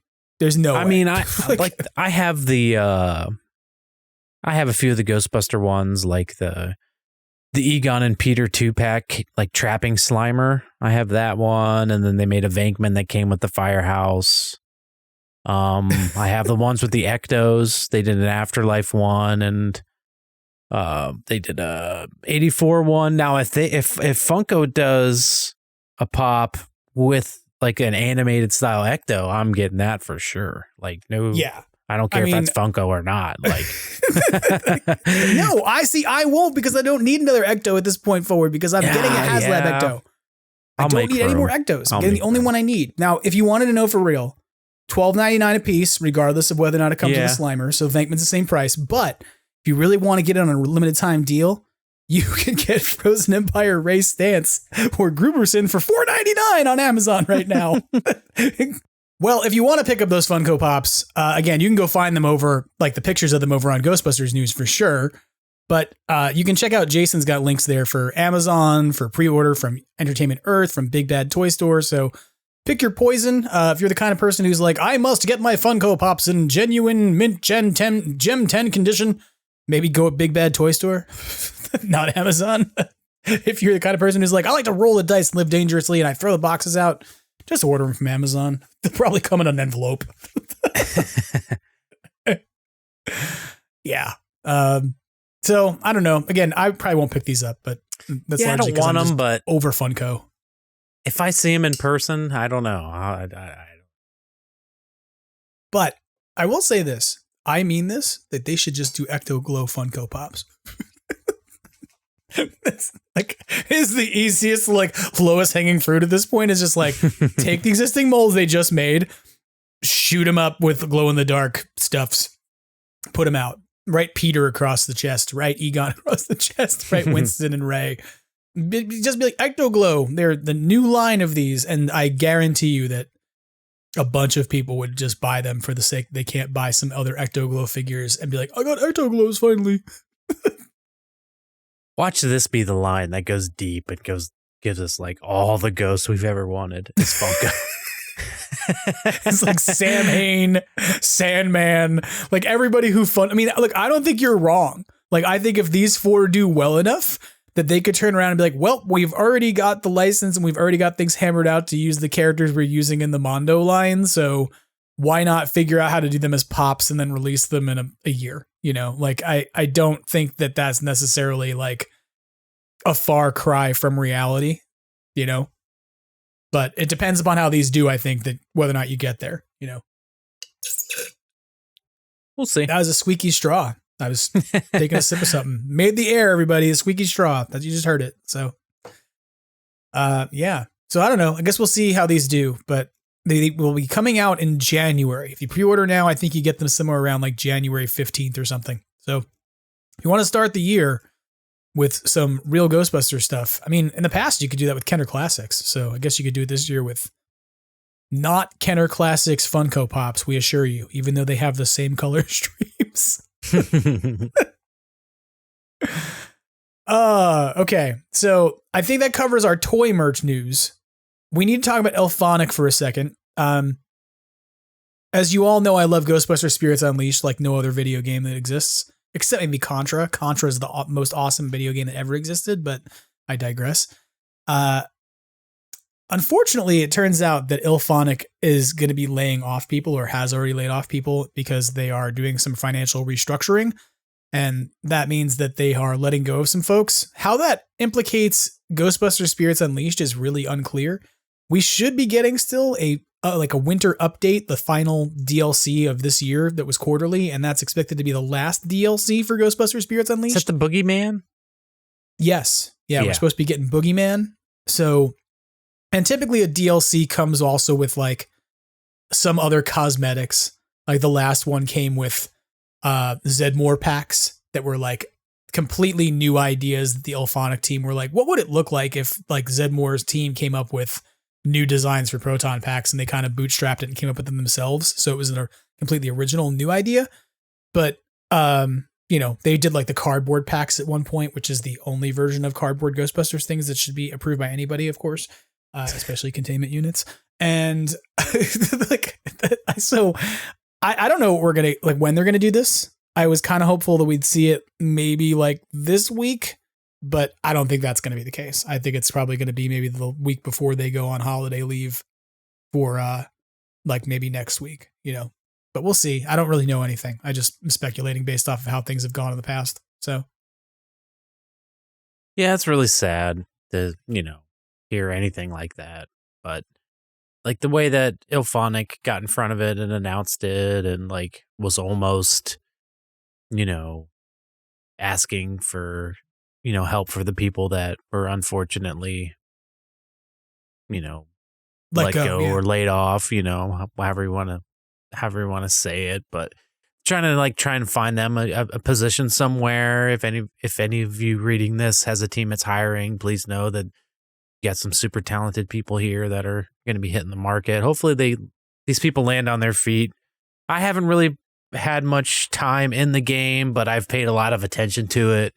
And from what I've seen, it's amazing the stuff that they've done and have been able to pull off and all the ghosts that they've added and all the updates and the continual, you know, evolution of the game since it came out has been, you know, pretty inspiring, really.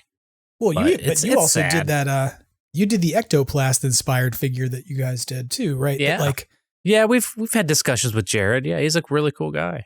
Yeah. So, I mean, and Jared, of course, Jared Garrettson was on Extraplasm a while back and with one of the best interviews of the year, honestly, that I got to have with Jared. And When I look back over the year, there's a bunch of interviews I'm really proud of. We got to do, should be talking with Jared, talking with Kevin. Thank you. Mangold, talking with Steve Johnson. Like there's a whole bunch of great interviews, and that one with Jared in particular was a really fun conversation and was really insightful about like sort of the way this game came together. And it was very evident like how much the team who works on this project really cares about the IP, that they're beyond like being like, hey, we're making a video game. It's great. Like they're all people who really care about the IP, take it seriously in the same sense that like, I know I've been slagging on Hasbro and people are like, Jim, you hate them now. Like I firmly believe the people on the Hasbro design team care about the IP. Like I think that they are 100%. fans of this stuff. It's just the marketing stuff that drives me particularly batty. But like, I want to say about Ilphonic, maybe this is a bold statement, maybe it's not, and I'm just thinking like I'm being important, but I would argue that of all the people who have licensed Ghostbusters to create something new in the last, let's say 3 years, their game's up and out 2, I think, right? Yeah, somewhere around there. They there. did the best job. Like, I firmly feel like as somebody who plays around in this universe on a regular basis, almost daily, is inside that Ghostbusters universe and messes around inside of it and interacts with other people who are playing in it. They did the best job of sort of taking the IP and celebrating the entire thing. Like, this is a game that was like, hey, let's do Frozen Empire, or let's do Afterlife, because Afterlife is basically the thing that preceded this game and comes out at the same time. So let's be Afterlife referential. And then they were like, hey, let's do Frozen Empire. But before we get there, let's do real Ghostbusters Proton Packs and real Ghostbusters content. And then after they did real Ghostbusters, they were like, let's do Extreme Ghostbusters content and like put some of that in the game. And then when Frozen Empire came out, they're like, let's do Garaka and let's have like a Frozen subway level and do all this stuff. And then we got the Scoleri brothers by the time we were done with this, like in a courtroom themed like showdown that you have to do with both of them at the same time. And now you're finally going to get Boogeyman at the end of it. And I mean this, like if you have to look at any particular piece of media or any particular like company that had a license since Afterlife came out, Ilphonic has done categorically the best job of celebrating the entire IP that they licensed and taking advantage of all the characters they had access to in their universe, right? Like Hasbro didn't touch any of those real Ghostbusters IPs other than to re-release Kenner Classics, which is why Mondo was able to do what they did. But Ilphonic went deep. They went, we're going to celebrate every aspect of this IP. I mean, even the 2016 movie, they put all the props in and stuff from that, like all the same equipment and whatnot. And they were willing to take the heat afterwards of being like, whatever, like enjoy our game or don't. Yeah, the game really did seem like just a celebration of the entire franchise.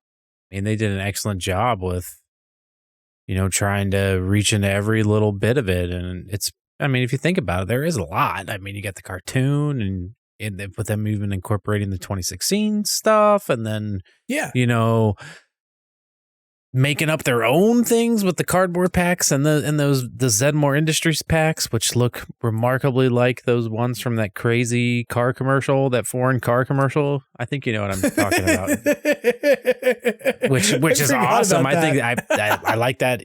I like it even better because of that. But yeah, it was just overall it felt like a really good celebration of everything the franchise had to offer, and even put their little slice of what they thought the future could bring into it. And even the storyline of the game is really fun. And you got Ernie Hudson and Dan Aykroyd back in the mix. Yeah. You can't go wrong with that. I mean, the cast alone. Yeah.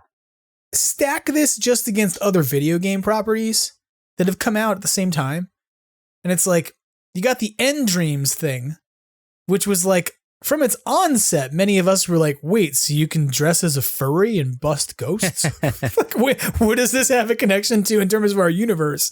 And then they introduced like Ray and the classic Ghostbusters as add-ons after the fact. Like they were superfluous mods. Like, here, add in Ray. You can have actual Ghostbusters in your firehouse now. Like, okay, cool. And then like the alternative is like, what are you going to do? Track down a hollow gate? Which I can't find one. I still haven't found a holo gate that's functional. I think you might have to actually go all the way to Chicago to a mall and go to Wonderverse for a guaranteed holo gate experience. Like, so yeah, it bums me out, you know, like, yeah, that they're restructuring and they're going to lose to an creative end. people. But for it to survive and done as much as it has been remarkable. Yeah. Yeah. I mean, I don't know that it's going to ever have the same. Yeah, no, agreed. Like in this day and age, particularly, I don't know that it's going to have the same staying power in terms of like remastered editions and things that are going to happen like the video game did, because this is so reliant on servers. Mm-hmm. You know, like the single player experience for this game, I'll still say is like, meh.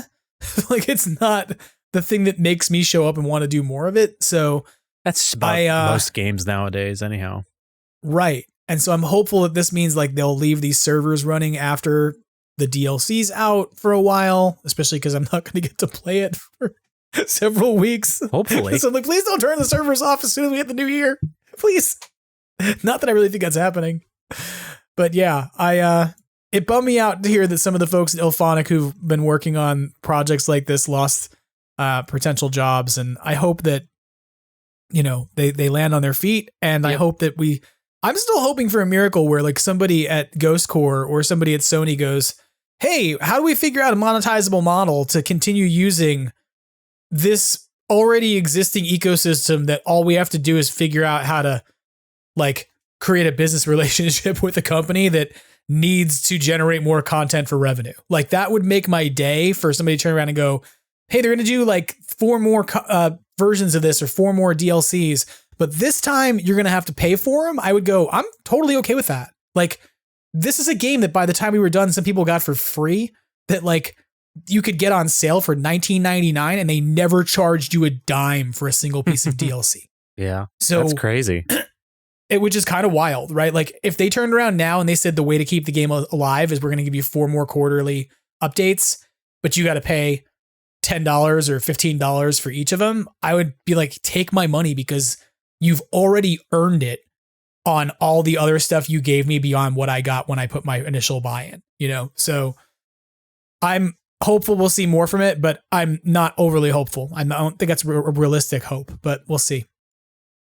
I think wrapping up our headlines things here real quick, we have a couple of things we should talk about that are fan-related things. One thing is that I do want to congratulate the folks over at the NYC Ghostbusters and the LA Ghostbusters on their successful toy drive telethon that they did last week, which I was supposed to make a video appearance in.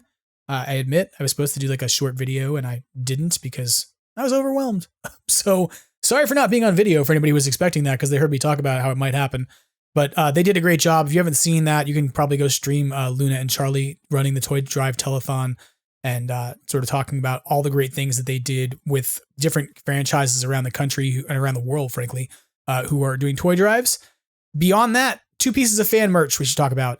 One, Cleaning Up the Town, Remembering Ghostbusters. The memoir is now available to order online.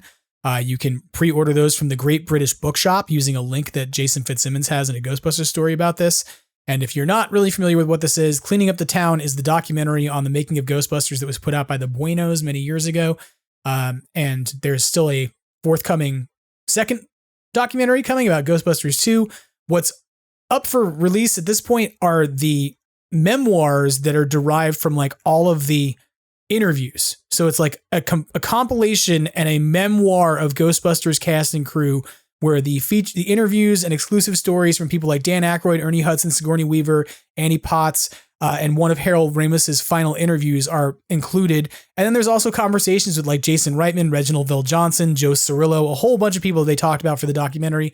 Obviously, like a 2-hour documentary gets cut up and they use only some of it. These are the full interviews. So I think when I saw Claire talk about this, she said it was over like 570 pages. Whoa, is it really? It's a thick book. Like it is no joke, a serious compilation of like all of the interviews that they did. And I'm going now to the greatbritishbookshop.co.uk and looking. It is 577 pages of compiled Ghostbusters interview with cast, crew, all kinds of people. So I mean this like with no exaggeration. This is probably going to be one of the most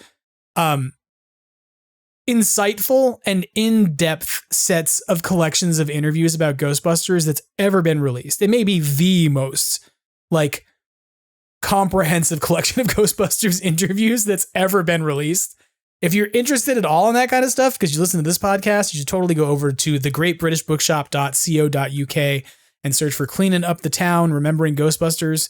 It'll run you $46, and it's a hardcover book. Nobody makes hardcover books anymore that are like, they're all like most books you buy are like these paperback books and graphic novel-y kinds of books. And if you get a hardback book, it's usually like really like there's a lot of production that goes behind, a lot of money. So to see this come out like as a fan production that's coming out on a hardback is like kind of awesome. I think it's great. So I'm definitely getting this. This is like a thing I want. I'm going to put on my shelf. I'm going to keep it as like a vanity book if for no other reason to be like, haha, look at me. I have all this Ghostbusters knowledge in one book. But what do you think? You think I'm going to grab this? Yeah, I think I will. I have I backed the original Cleaning Up the Town thing years and years ago. Have a poster of it hanging right behind me. So yeah, I'll definitely be adding this to the collection. Beautiful coffee table book. This is going to need some space on the bookshelf for sure, given how thick it is. But I'm definitely excited about it. This is a very cool project, and probably the most comprehensive for real, like set of interviews ever put together about Ghostbusters in all one package. It's kind of wild. And since we're talking about books, now I realize there's something else we need to talk about that I forgot about. Those folks over at the Cross Strip and Yes Have Some, breaking news, Troy Benjamin, and Craig Goldberg have a project that has finally been announced. And I say finally because I may have known about this for a while. But there's a Real Ghostbusters comprehensive visual history book coming out that is pretty cool. Like the concept is that it's supposed to be like a visual history of the cartoon and of the toys, I believe, like all in one. Yeah, everything Real book. Ghostbusters. Yeah. Yeah. So very cool. Lots of info in here that is like behind the scenes info on how the toy line was produced, how the characters were designed, etc. It's expected to come out on July 1st of 2025. You can currently pre-order it over on Amazon for sure, I know, in two different formats. One of those formats is the $49.99 like hardcover version, which is the cheapo version, I'm going to call it. The other is the deluxe version, which is apparently got some really cool things. Like it comes in an exclusive Firehouse inspired slipcase that like the book goes inside of and looks like the outside of a cartoon version of the Kenner Firehouse, if you will, which is kind of awesome. A folio containing 2 acetate animation cell replicas. So these are not genuine original animation cells, but they're replicas. And then the thing I thought was the funniest was that it comes with a Firehouse flagpole inspired ribbon bookmark. Like, so it's like, hey, here's a bookmark. It kind of is like the flagpole from your Kenner Firehouse as a kid, like, which is great. So, again, that'll retail you for $99.99. But if you get it over on Amazon, it's 5% off right now for $95.20. So, comes out in July. That's pretty cool. I've known about this for a little while. I haven't talked to Craig a little bit, and I'm really excited for this to finally come out. I mean, this is another thing to finally see the Real Ghostbusters get some attention, and there's a lot to it. I mean, you got J. Michael Straczynski and voices with Arsenio Hall and Dave Coulier and the craziness with. I mean, you're gonna make an animated series based on a film, but you can't have the likeness rights to any of the actors, and you got to go, kind of come up with your own thing, but stay true to the original. And I mean, I own the Time Life box set. I have a very special place in my heart for the Real Ghostbusters, and to see it get this all-encompassing thing, and with my favorite toy line involved too, with the cartoon is great. And to know it's coming from Troy and Craig and how much they love Ghostbusters. This book is a passion project for both of them, and I'm sure it'll reflect that. I'm pre-ordering it right now. Yeah, I think this is great that they're doing this. I think that, Troy obviously has a ton of knowledge, as we all know. Yeah, this isn't his first rodeo. And, yeah. His Ectomobile book is at this point something that everybody kind of points to as a really cool thing that was produced by a fan in the fandom who had a passion for things. And I believe this is Craig's first ambitious, undertaking of authoring or co-authoring a book and doing a lot of writing in this sense. But there's no question in my mind that Craig is well positioned to talk about the toy history of Ghostbusters as somebody who's got quite a bit of knowledge about it and arguably the most comprehensive collection of Ghostbusters toys of anybody I know. So, and I don't mean that just being like, oh, he owns a lot of toys, so he gets to write a book. I mean, like, he literally has more knowledge about a lot of these things than most of the folks that I know. And so it's really great they got to collaborate on this. Maybe at some point we'll get to have them both on this podcast, and it'll be like some crazy crossing the streams of too many podcasts at once that causes doors to swing both ways. That's how the podcast ends, everybody. That's exactly how it ends. We have all the people on at once from all the various Ghostbusters media outlets, and it causes the podcast to explode as every podcast and content creators bodies just, at the speed of light, all their protons just exploding simultaneously. Yep. Yeah. That's how all of the Ghostbusters podcasts and YouTube channels end at once. We all get together to talk about this book. But I'm really proud for them, like really excited for them. It's really great. I know that that's something they've put a lot of heart and energy into, and I don't know that much about it, but I do know that, at one point a while back, Craig had said, this is a thing that we're trying to get done. I was like, that's awesome. So I was reminded by this book of Pixel Dan has a book. It's all on Masters of the Universe. Mm-hmm. And I felt like this is almost like the Ghostbusters version of the Pixel Dan comprehensive book about Masters of the Universe that talks about the animated series and all the different toys in it and stuff. And so if you've never seen that book, like, that's totally a thing to pick up if you're a Masters of the Universe fan, because I sold my entire Masters of the Universe collection and then I bought that book so I could still look at it. It's like, I don't have to own any of this stuff anymore. I can just own this one book and be like, wow, those toys are cool. So when's the Phantasm Toys comprehensive book coming out? Like, can I write that? Still, yeah, go ahead. Go for it. I put the podcast on hiatus and just be like, the Phantasm Files, a story of intercontinental toy creation. Like, there you go. And then I'll just do like a little bio on every single one of your toys. Yeah, I think so. I mean, that way I don't have to. I'll just ask ChatGPT to write it. That's how things work these days, right? Isn't that what you do? Like, that's how you create content. You just go to an AI and be like, hi, can you spit out something for me? No. Toy making. It's the one thing AI can't do yet. Well, I don't know. AI is getting pretty good at sculpting. Yeah. No, I know that. But if you asked it to sculpt something right now, it would be like so weirdly articulated. It'd be like the human centipede of action figures. It would make like 6 different interchangeable hands, but they all have like 7 or 6 fingers on each. Yeah.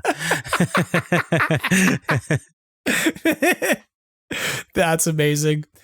So yeah, folks, if you haven't already heard about this, go and pre-order your copy of The Real Ghostbusters: A Visual History. And I'm going to just say it, get the deluxe edition, because why wouldn't you? It has so many cool things in it.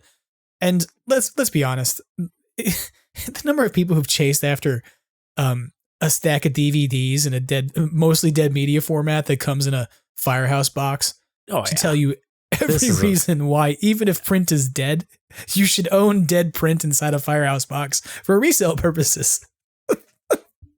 Physical media rules. Our last thing we're going to talk about at a story level real quick before we wrap things up this episode is that our friend Eric Christensen over at the Moogly Fan Club is running a raffle, I believe. It's an auction, rather. Mm-hmm. And it closes in 5 days. And all the proceeds for it go to Feeding America. He is auctioning off a variety of different cool things, including the premier coins, where like a winner will receive a patch and 4 challenge coins of the auction number 1, where they get the premier coins from Afterlife and Frozen Empire, and then 2 different Ghostbusters Firehouse coins from the actual Firehouse, which is really amazing. Like one of those is the 40th anniversary coin. And for folks who don't know this, like Eric is the person who designed all those coins. Which is why he's able to offer like the premier coins to folks, is because he's the designer of the premier coins as well as the Firehouse's actual challenge coins that they sell. So there's one auction for that, for like 4 things that you can get. There's another auction that is for all these autographed things. There's a 40th anniversary Ghostbusters Day 2024 poster that's signed by the Alessi brothers, as well as by Joe Cirillo, by John Rothman, by Adam Murray, and AC Martin, who of course was stunt Phoebe Spengler and a guest on this podcast, who was a fantastic guest and who I really enjoy. And by the way, for folks who may have helped out AC's family, since I just realized this while we're talking about it, AC's family put out a post talking about how much better her brother is doing. And while he still has a lot of the way to go to deal with his amplified pain syndrome, he's like been able to go back to learning at school via distance learning and things, and like the treatments that helped get paid for by people who contributed to efforts via like, you know, GoFundMe's they did, the auction that Austin did, for instance, for the or rather raffle that they did for the giveaway of the Neutrona wand and stuff that like she signed. Like that had a big impact. And so if you haven't seen that in her stories, go take a look at it. But third option here, is there one? No, there's 2 auctions. So I don't know what I'm doing. This is, again, the unedited version of Extraplasm, where I'm just like, I don't know what we're doing. But all the proceeds for this, in order to make the charity event work, are being run through the Better World platform, with the Buffalo Ghostbusters taking the donations as the registered 501c3. So if you want to contribute to this, you can probably do it in a way that might be tax deductible. And all those proceeds are going to Feeding America via the donations happening from Buffalo, apparently, based off of how Jason describes us over on Ghostbusters News. So if you are not already following the Moogly Fan Club over on Facebook, go over to Moogly Fan Club on Facebook, find out more details, maybe try and contribute to this auction. And as of right now, looking at the bid amounts, the Ghostbusters Challenge coin lot is up to $275. And the autograph poster is only at $100. So, like, you want to win an autograph poster from Ghostbusters Day 2024 from all the people who were guests at the Firehouse, and AC, who was not necessarily a guest at the Firehouse, but just showed up to be a guest because she's awesome. Because she was like, I'll come hang out, even though I wasn't actually going to plan to be there. You can go and bid on that now. That's pretty amazing. I might go bid on that now. Don't bid on it. I'm going to. No, go bid on it. Go make lots of money for Feeding America. Yeah. So I think that's about covers what's going on in Ghostbusters land this week. Do you have any other thoughts, Tony? Are there anything I missed or anything else you want to talk about? No, I think that pretty much covers it for now. Do you have any updates for people about which Phantasm toy they should be buying in Q1 of 2025 that you won't make them wait a year and more for? We got a lot of stuff up our sleeves. Kind of, at least me personally, we've been taking the month of December a little, taking not a hiatus, but just taking it easy for the holidays and catching up on all the orders before we start something new and fresh. But yeah, keep an eye on us first of the year. We'll have some crazy stuff coming up. We're working on some new things that we haven't even shown off yet. Some ghosts of the, how can I say it? The friendly variety, if that makes any sense. But once you see it, you know what I mean. Okay. But yeah, keep an eye on us first of the year. Do those friendly ghosts have uncles by any chance? Uncles, aunts, cousins, I'm sure. They got cousins with RVs that have shitters that are full. That's what you need now. You got to make the sewage ghost. It's the ghost that lives in the sewer outside Clark's house. And got little chunks of corn for eyes.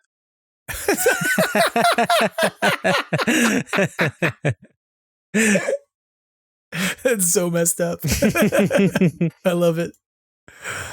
Well, I think we covered it then. And I want to say to you, thank you for coming on and helping to work through this week's headlines and being the wonderful de facto co-host that you are.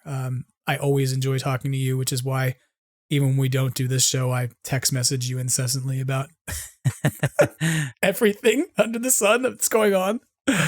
And I mean this, like I've kind of said this to you off air, but I wanted the people to hear it because it matters to me. This has been a challenging year. It's been a great year in some ways. Like there was a movie premiere that we all got to go to. There was a 40th anniversary we all got to go to. And the first half of the year had some really wonderful and amazing things in it. Second half of this year for me has been particularly challenging. And one of the things that has been definitive about this year for me has been the eye-opening moments that have showed me who shows up for me as a friend as I'm going through some particular challenges with my family and who doesn't. And who sort of like puts expectations on me and goes, why aren't you doing blank? And I'm like, because I can't. And you are one of the people in my life who I got to spend a lot of time making this show with. Not that it's going away necessarily, but it is going away for a little while, for at least for a few weeks.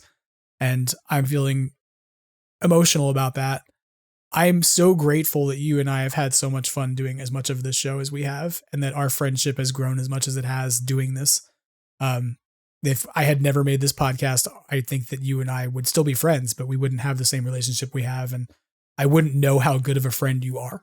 So thank you, because I really, really appreciate you. And it's part of why I repeatedly tell everybody to go give money to Phantasm Toys. It's good people over there. It's not just good toys. It's good people. Well, it means a lot. And I'm happy to be a part of this. Like I said before on past episodes, I'm just a fan and happy to just be a small part of this in whatever way I can. And always love talking to you. And, yeah, man, it's always a blast. And I'm sure you'll be back and better than ever, you know, come the new year, and looking forward to it. I may be back. I don't know about the better than ever part. I may be back. People be like, why did he come back? Wasn't he done? Didn't he do enough of insulting people who market toys? Can he just go away now? Like, you'll be better than ever because you'll have your 2 in the box. You'll be complete. Yeah, I won't be complete till I have my Ecto. Let's be real. That's the moment where I will say, okay, fine. But yeah, when they're gonna bury me in that. It's not that big. No, You'd be cremated in it. That's what I'm gonna let them cremate me first, and then they're gonna put me inside of it, and then they're gonna put it in the ground because nobody else is gonna get to have it. It's gonna go with me. That's why you bought 2.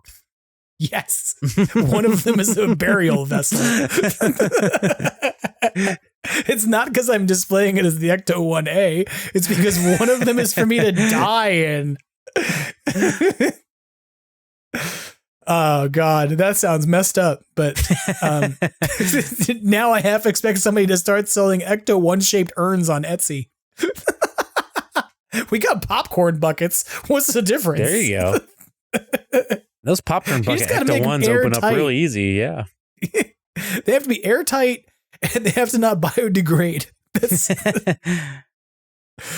Somebody's going to do it. Somebody out there is going to be like, we can bust ghosts preemptively. Keep your ghosts contained inside of this urn that looks like a ghost trap. You thought it was an incense burner? No, it's for keeping your grandma. It's right up there. It's right up there with Ghostbusters mini puffed garden gnomes. These two things are logical products that everyone needs. Mm-hmm. Well, it's been a fun time talking to you, Tony, and it's been a good year of ghost busting, and hopefully we'll get to talk with folks more in 2025. I am not going to put any expectations on any of us. I said last week that maybe you'll get a holiday special. I'm not creating any expectation that's going to happen, folks. So you're probably going to hear from me next in 2025. But should that change somehow, like, I don't know, it'll just be a nice Christmas surprise for you. It'll be like Santa Claus came down the chimney and dropped off a podcast. And you'll go, wow, who knew? He is real. Any final words, Tony, before we sign off this week?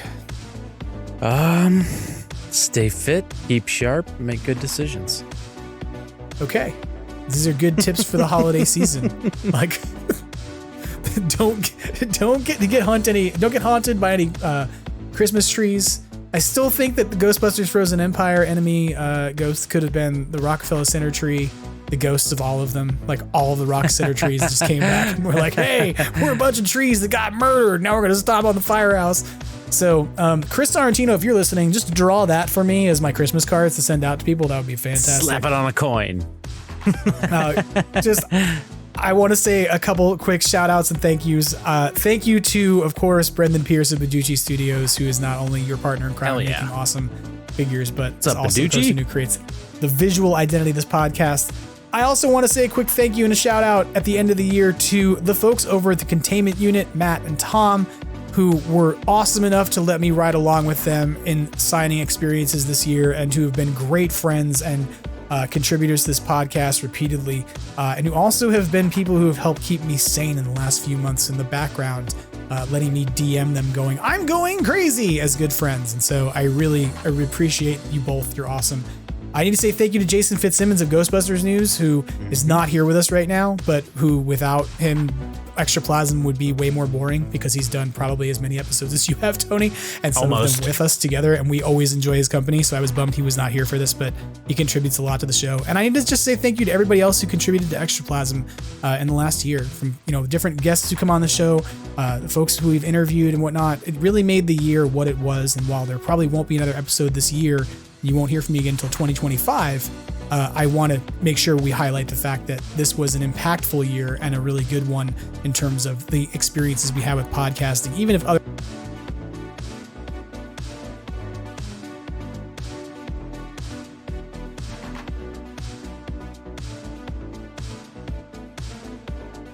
And as Ernie Hudson reminds us every holiday season, try to have fun and always keep on busting. Take care.